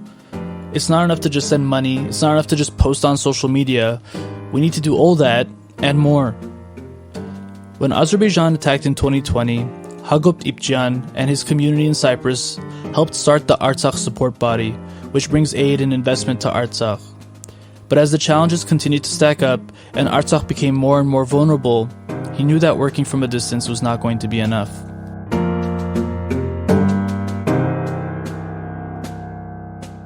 Hagop, thank you very much for accepting our invitation today. The first question I want to start with, can you please tell us a little bit about yourself, where you were born and raised, where you got your education from, and where you are now? Hi, Susanna. Thank you for having me. Well, I'm from Cyprus. I was born in Cyprus. I was in Cyprus until my 17 years old. I just moved to the UK where I studied and where I work in the UK at least 2 years ago. When the war started, I went to Cyprus, from Cyprus to Armenia, and from Armenia to Artsakh, where I live and I plan to live. Wow, that's amazing. Once you moved to Artsakh, how did you decide on joining the government of the Republic of Artsakh? What prompted you to decide to move and work for Artsakh, and what are you doing there as the assistant of the state minister? Okay, thank you for your question. Well, when I came here, it was evident that there's things that needed to be done, and I believe that I can help, and together we can make a change. So after a few meetings with the state minister, it was evident that we can work together, and I started working for Mr. Artsakh Beglarian. I'm currently his advisor on humanitarian assistance issues and also diaspora affairs. I also run the humanitarian assistance department, where we create projects, and we also deal with the coordination of the humanitarian assistance that comes into Artsakh. Wow, that's very impressive. Thank you for everything you're doing there. So did you get this position through the EGORTS program, or how did you land there? Okay, so I was already in Artsakh at that moment, at that time, and basically after speaking to Mr. Beglarian and after him offering me a position, we had to kind of find out the formula on how I can stay in Artsakh, and because of laws as well and etc. He suggested, together with Mr. David Hagopian, who was his first deputy, and I think he's now an advisor to the president, if I'm not mistaken, in Armenia. Together, they suggested we go through the ECORS program, and they kind of did all the speaking and etc. And then we went through the interview process and everything. So yeah, ECORS was the program that kind of funded and assisted me being here. Yes, I learned about the EGORTS program a while back, and it's wonderful how this initiative was established and how they're using the diaspora potential for the betterment of our state administration system. And I'm glad that you could benefit from it and that Armenia can benefit from you, or Artsakh in this case. Now I want to go on and talk about what's happening in Armenia and what's happening in Artsakh. I was talking to one of my friends, Arman, who repatriated and is now doing his master's at American University of Armenia. We've been doing research and analysis of the 4 UN Security Council resolutions for Artsakh, trying to understand what the definitions of the terms and concepts used in the UN documents are.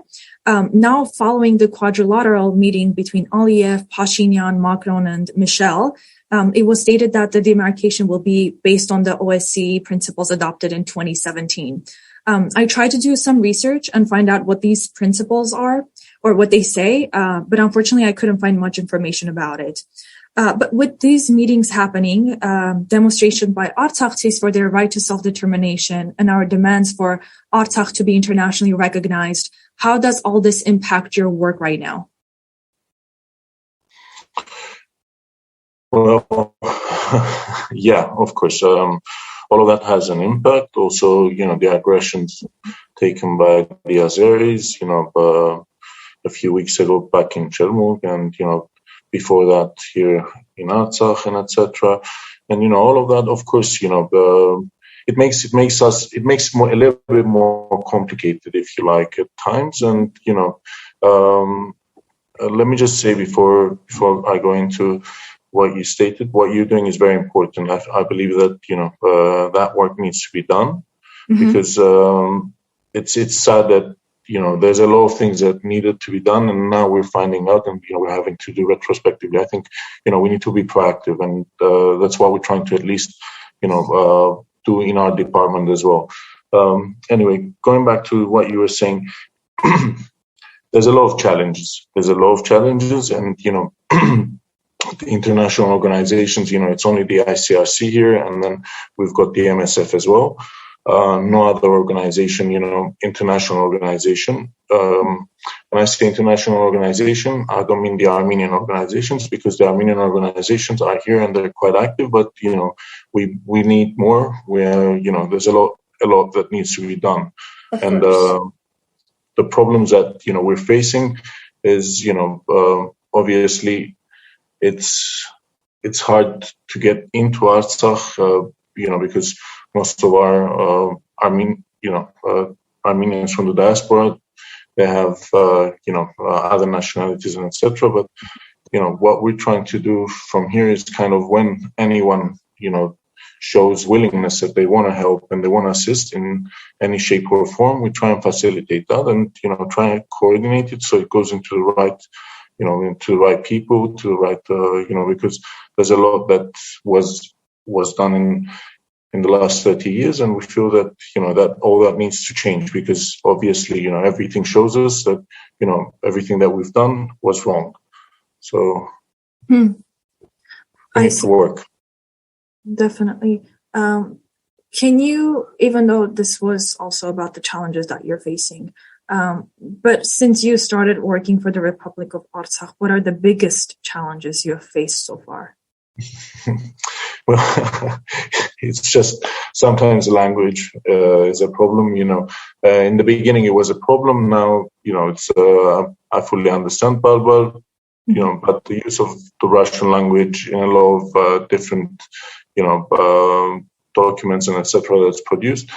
It's difficult for me because I don't know Russian. But other challenges, the way, there's a different mentality. I used to work in London, and now I'm in Artsakh. So it's a completely different way of, working, different way of dealing with things. Those are the challenges that I believe any diasporan that comes to Artsakh will have, but I don't think those are important challenges. The people, of course, they welcome you, and it's because I speak to people from the ECOS program that they work in Armenia, and I can see that I've been welcomed better than them. I wanted to ask, what internal challenges is Artsakh facing right now? Because we know about the external challenges and the fact that we want self-determination and an international recognition. But what are some challenges that internally Artsakh is facing? Maybe lack of workforce, lack of people with different backgrounds and different educations and expertise. Look, as we like, when we speak to people and etc., and they ask us, what do you need, as in, in experts and etc., we tell them we need experts from, every single sector. This is the reality, okay? And we recognize this, we know this, there's a lot of weakness.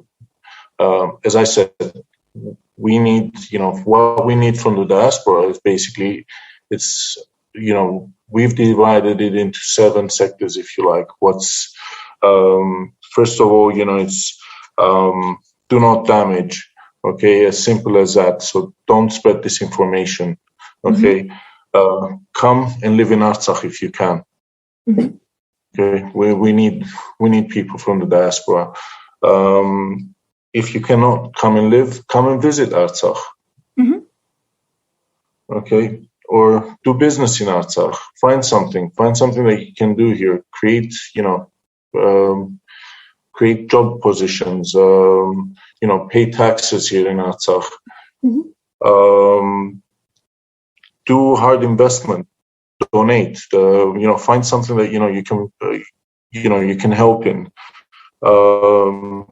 6 is educate. Capacity building. We need we need people from the diaspora to train people here in Artsakh to work in our way. Even in my department, a simple thing, working with emails, a very simple thing. And it's like we had to kind of gradually roll it out, if you like, so people can start using emails. And then the 7th and very important is raise awareness, speak about Artsakh. Of course. Don't forget Artsakh. Of course. I was actually talking with my international law professor from University of California, Irvine, and one thing he said was, don't give up. And I said, we cannot give up because it's about our existence. And we're already on genocide watch. And he said, even if you continue doing the same things that were ineffective, that's going to be equal to giving up. And that was very powerful to me, because now I realize that once we find out that what we're doing is not effective and is not bringing about change, then we have to change our tactics and we have to try something else. And we have to continue trying and trying until we find a solution for our people. So, Susanna, what's sad? It's like we were talking about becoming a state like Israel and etc., and suddenly we're becoming a state like Palestine. Yes. The situation is very dire at the moment. It's there's no sugarcoating, but there's hope. Of course, there's hope. And, you can see it. You can see the people yesterday, out in the streets. They want to change. They want something that, Of course. And there is that famous Armenian saying that, Huisë verçum e mahanum. So I think in this case, that is what it is. But also besides huis and hope, we have to actively work, and take you as an example. And we have to do our part too. Next, I want to ask about Artsakh Support Body. Can you tell us a little bit about this organization and how it was established? Okay, it started during the war. It started from Cyprus. So we did, quite a bit of work in Cyprus, gathering medical equipment and different kind of donations from the Cypriot government, from other Armenians, from our Cypriot friends, and etc. And it kind of, we sent the stuff together with the community in Cyprus, the Armenian community in Cyprus. Everyone was working in unison during the war in Cyprus. It was, something, I hadn't seen. So, so we came all together. We started working towards, this idea. It wasn't an organization in the beginning. It was just, something that between friends, we had to give it a name so we can represent ourselves on the different boards in Cyprus and everything. So that's how it kind of started. And then when the war finished, we were convinced that, this can't finish like this. The last war it became even worse. We lost a lot more land and etc. So, we sincerely believe that, things will still continue. And because while waiting in Cyprus, we had to come to Armenia. Simple as that. So we came to Armenia, and we kind of found out that, there's different things happening with the different stuff that the communities were sending. So we were quite worried, and, we had to quickly kind of make moves to ensure that everything that was sent ends up in Artsakh where it was needed and, why it was sent to begin with. So, we met a few people. We met Shan Chachafian.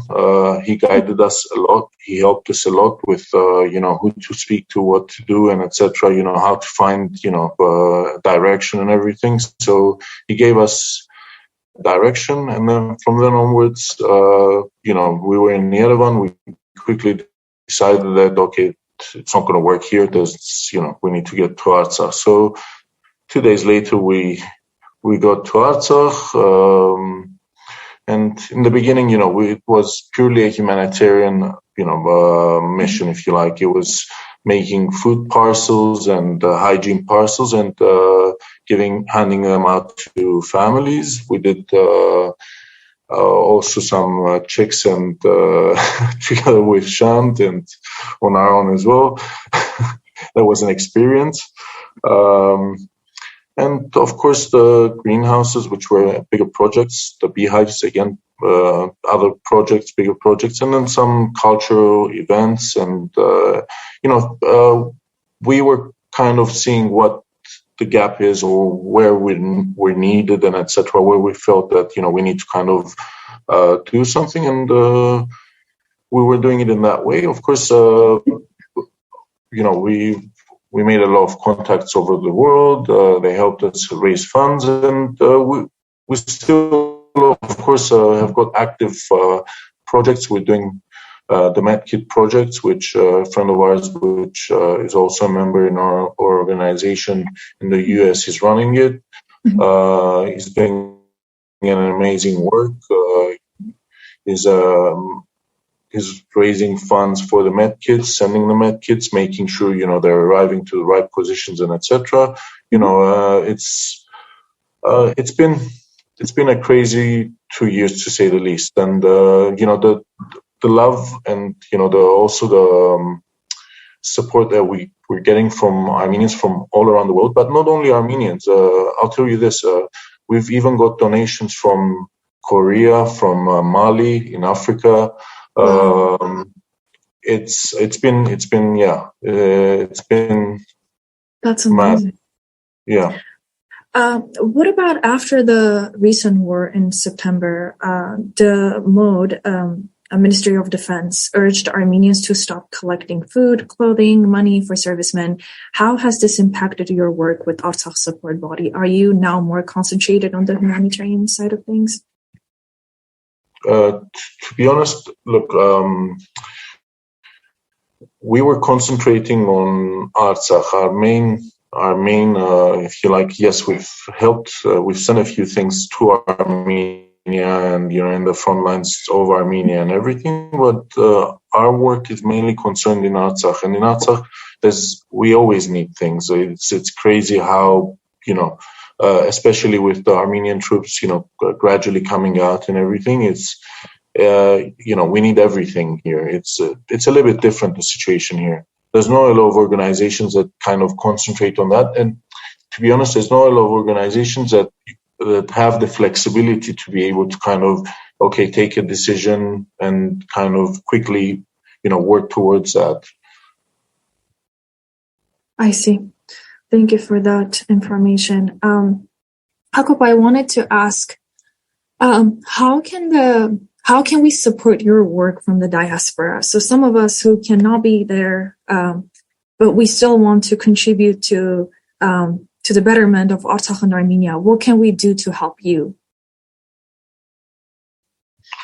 Look, I think it's, as I was saying before, capacity building, I've mentioned that word a few times, since we started. And I think,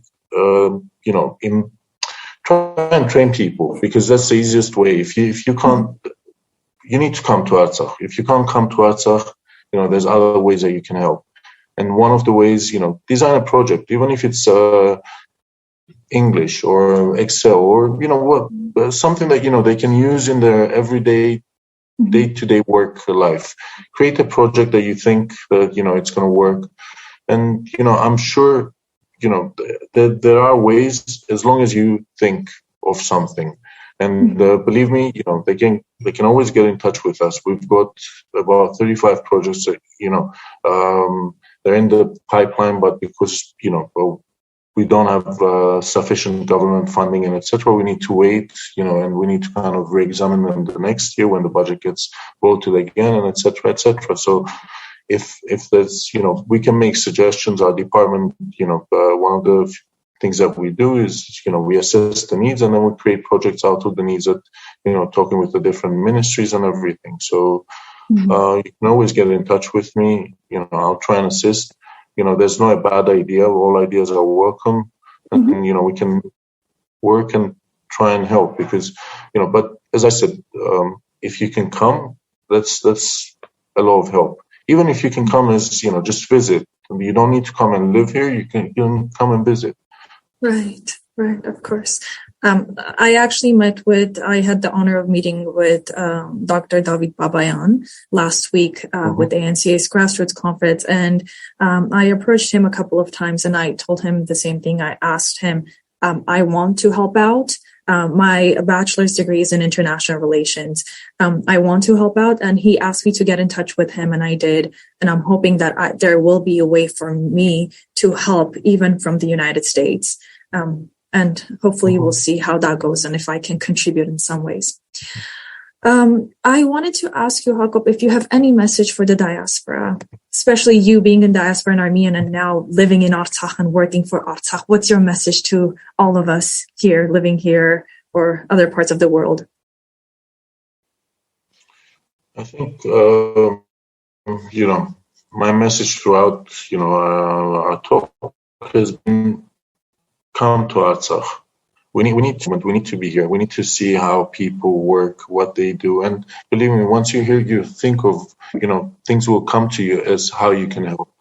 Because believe me, there's in every sector, we need help in every single sector. And I'm not exaggerating. And these are copy-paste words that, Ardak was saying a few days ago at the Abri festival. So, at the Abri convention. So, we need to come. We need to visit. We need to see how things are and invest. As simple as that. And don't stop talking about Artsakh because what people need to kind of understand that Armenia without Artsakh or Artsakh without Armenia, it's inconceivable. We need to get that through. That's regardless of how we see it, regardless of how we think about it, without Artsakh, there's no Armenia, and without Armenia, there's no Artsakh. As simple as that.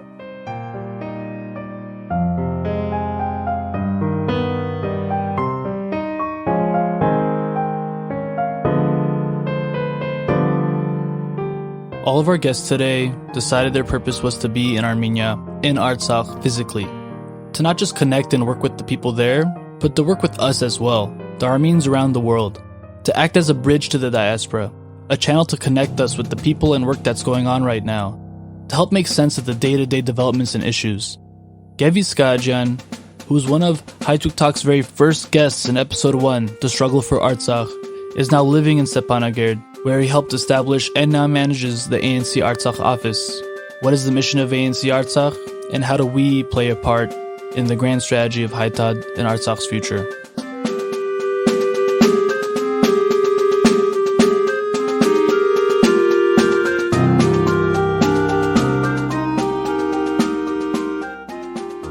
So Gev, welcome back to the show. Last time we spoke, or last time you were on, it was the Struggle for Artsakh episode, right when the war had started.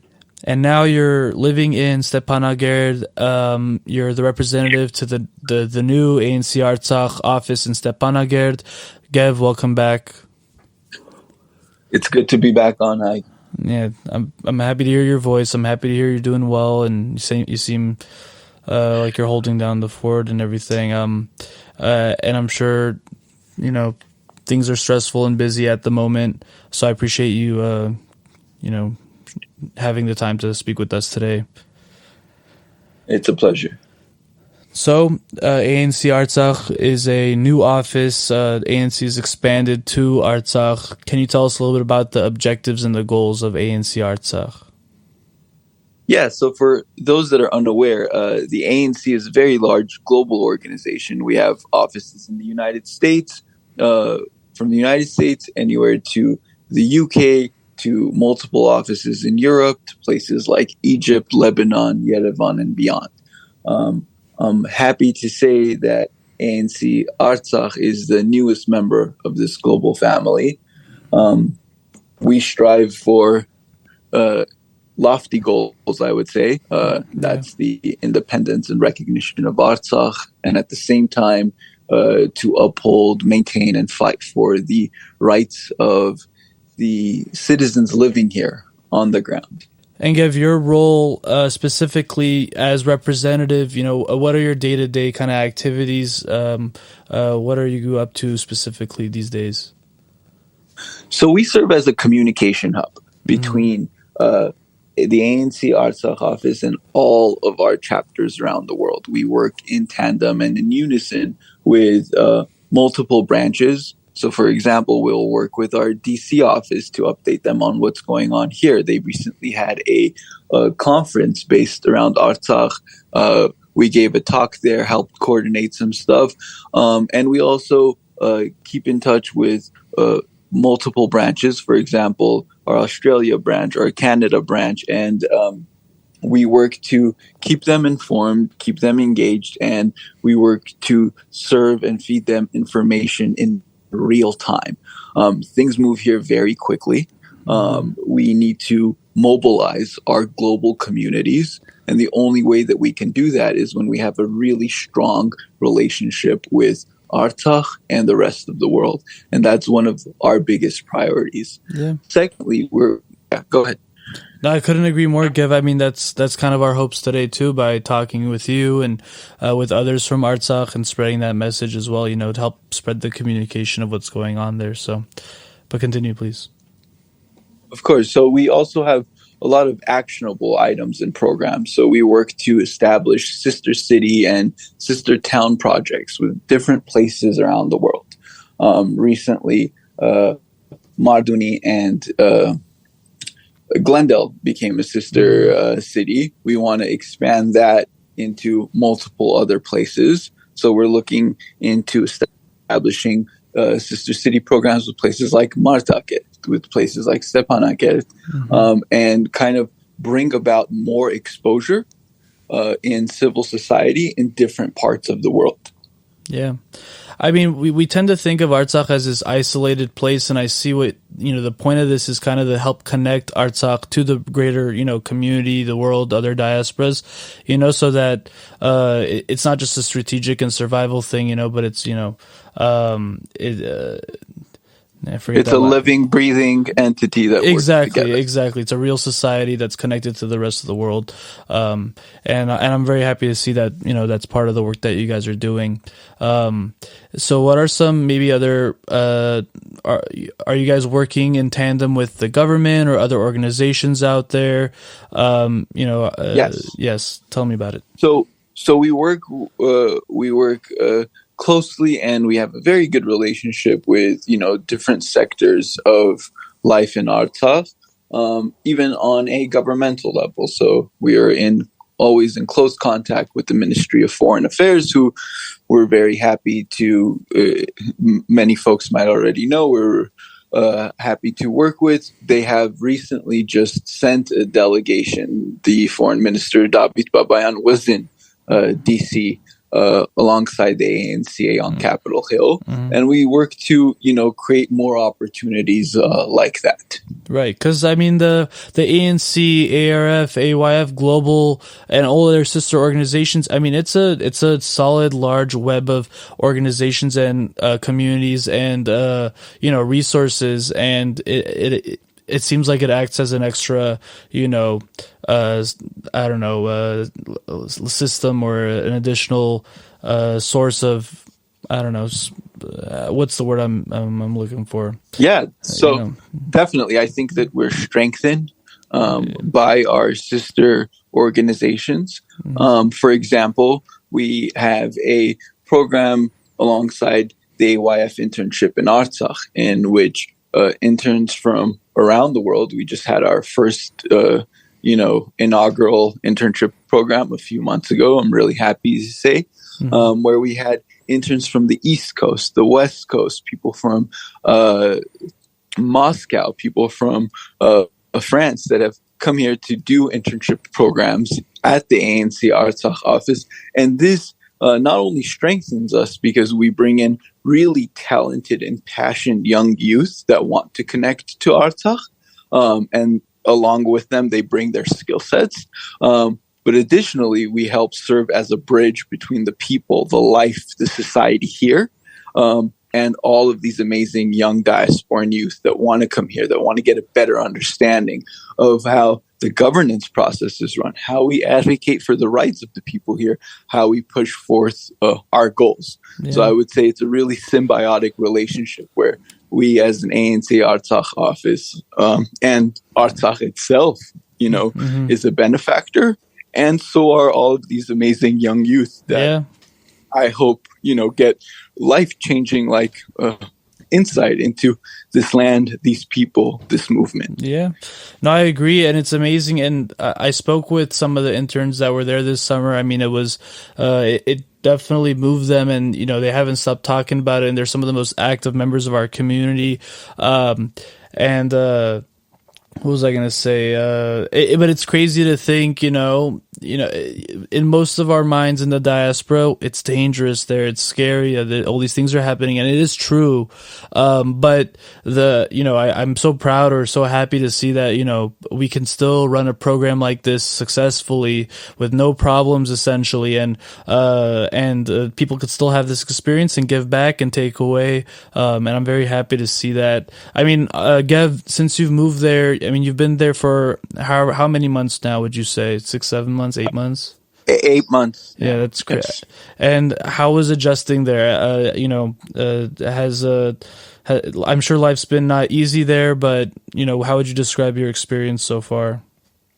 Well, first, I think it's important to say that everything that I've gotten out of this experience has been a privilege. I don't consider it, a sacrifice moving here. I've gained much, much more than I could, ever imagine. In terms of adjusting, the people here are amazing. They open you with welcome arms, and they become very excited when they see that the diaspora is interested with in them. A viable future for Artsakh, and that the diaspora sees a future in Artsakh, and that the diaspora is willingly jumping in to work hand in hand with the amazing people here on the ground to make sure that we have this homeland, to make sure that it stays Armenian, to make sure that it has a bright future. Hell yeah. No, I love that. And I can say that, every time I've been to Artsakh, it's been probably the highlight of my experience in Armenia, and the people there have always been the best.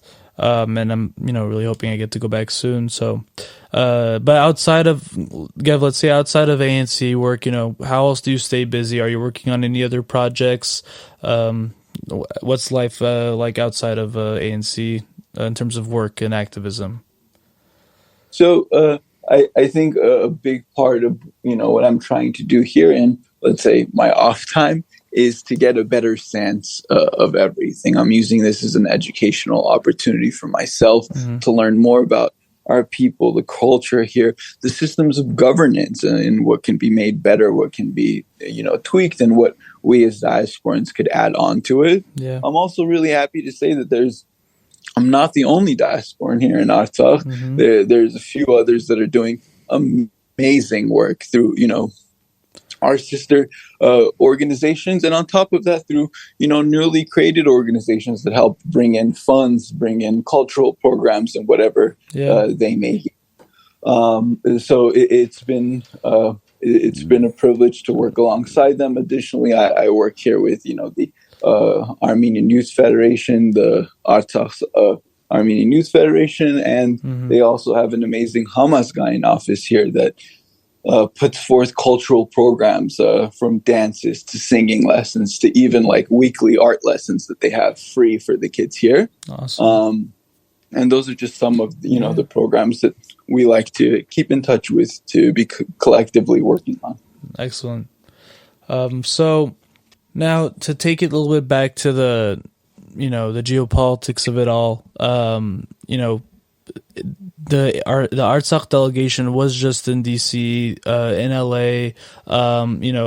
They're talking to these legislators, and as for most of us listening, as U.S. citizens, what should we be keeping an eye out for? What should we be pushing for in DC right now with our government in regards to Artsakh? So I think first and foremost, it's really important that we have representatives from Artsakh going to other nations, because what we want to show the world is that Artsakh is a self-determined state, that it has representation on a governmental level. And what better way to do that than to, have the elected, appointed representatives of the state, the state body of Artsakh, go to these foreign nations and speak on behalf of on behalf of the people of Artsakh, right? Because oftentimes we have, and this is a problem we run into, we have so many parties and factors, other governmental organizations speaking on behalf of Artsakh. But what we want is the people of Artsakh to have their own self-determined voice heard. So I think that's a really important step, and I think that the ANC out there in the United States is taking a leadership position in starting that type of movement. You'd imagine, Gev, that the Armenian government, or maybe some other body, but especially the Armenian government, would be the one bringing alongside them the representative of Artsakh, in their meetings when they come to DC. And all I'm trying to say is it's I'm always again so happy that that the ANC and other organizations they put Artsakh first like this. They carry through, and they help facilitate these kind of things. It's so important, where we see that lacking in other places. And then, sorry to cut you off. Other things for us to, keep an eye out for in DC right now. So specifically, I think specifically for the United States, it's very important. We have a few goals here. One, we want to cut off all military aid to Azerbaijan, about $100 million a year. It's the tune of that amount gets sent to Azerbaijan in terms of military aid. Now, that is like exponentially more than Artsakh gets in any type of aid. And we're talking about much, much larger sums. We want to see that cut off, because that money gets used to commit war crimes, to, destroy bring our nation. Upon violence. To bring upon violence and the destruction of the people here, and we're obviously against that. And as Armenian Americans, we should be, staunchly against that. My taxes are funding the death of Artsakh, which is ridiculous. It's so shameful. I mean, it's we don't want to say that we're responsible, but in a way, like, if we don't get this passed and we don't get them to stop sending funds, it's on our hands too. And so what is that called? It's Section 907, right? Yes, it's Section 907. You can go to the anca.org website and you can sign up to be a rapid responder, in which they will forward emails, on your behalf to Congress members, senators, legislators on these important issues. And I would say that, this isn't just a moot exercise. Looking at the statements, the actions recently of this government, of the U.S. government, we're seeing a much stronger, much more, pro-Artsakh stance from certain legislators and segments of the American government than we've ever seen before. No, I very much agree. I've seen a difference for sure this time around. Yeah, and what we obviously, those statements are very good. They're very strong. We obviously need to make sure that they're actionable, right? Yes. So our work has to be that we see the government carry through with these words. And that can only happen with the pressure and the support of Armenian Americans, like the folks listening to Haytuk Talks right now. Yeah. No, it's I was going to ask you, it is pretty interesting to see I mean, it sucks that it has to go through 2 wars and all this violence and all this, pain for them to, the international community, the Western politicians to really finally get out of this both sidist kind of attitude about the issue. But it's still in this whole geopolitical reality we live in, and the pessimism exists of, what can be done. But at the very least, we can get. I feel pretty good about us being able to push Congress to cut off this military aid at least, and then continue to create ties to Artsakh, create increased communication, and see what else we can do. I mean, Gav, what would you, ANC work, lobbying work, DC work aside, what would be your message to the diaspora in regards to Artsakh and its future? I would say Artsakh needs us now more than ever. We're fighting an existential battle here. Mm-hmm. This is about what happens in terms of the future and the destiny of these people. And we, as an entire generation of diasporans, will one day, let's say 20, 30, 50 years down the line, look back at this pivotal time and say, what did we do?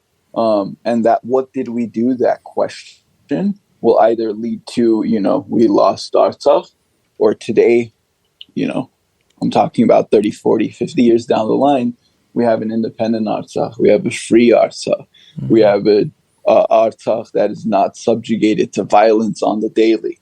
And I think we will be playing an important part in that. So it will either be through action, which we will see positive results, or through apathy, which we won't see any results. Mm-hmm. And I'm hoping that the diaspora will take the actionable stance. Mm-hmm. And, and seeing, and I'd love for, to see many of us also make the move out there and be on the ground. And I hope people do feel inspired to do so. But there's plenty of work to be done in addition to that. And Gav, I appreciate you taking the time to talk to us today. I appreciate you guys covering this subject. I appreciate the work that Hajduk Talk does to keep our communities informed. Mm-hmm. And I look forward to, these continued relationships between Artsakh and all the entities in the diaspora that exist.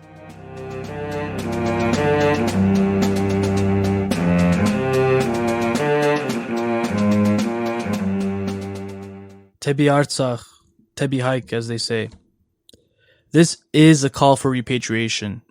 Times like these make me feel like repatriation might be the only chance we have for the Republic of Armenia and Artsakh's salvation and longevity.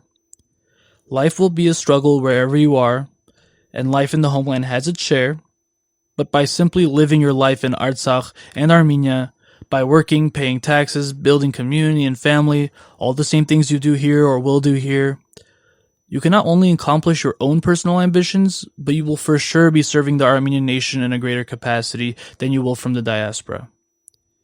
We know it's difficult for many of us to do so, as our responsibilities in life, people around us in our own diasporan communities that rely on us, friends and family who need us as well.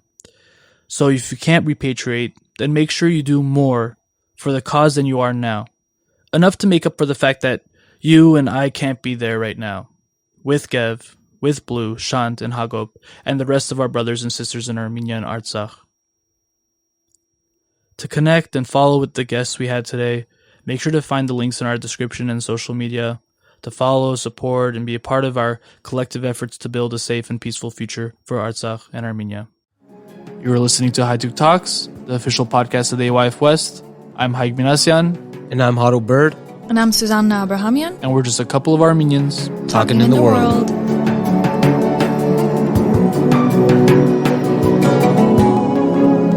A couple of Armenians talking in the world.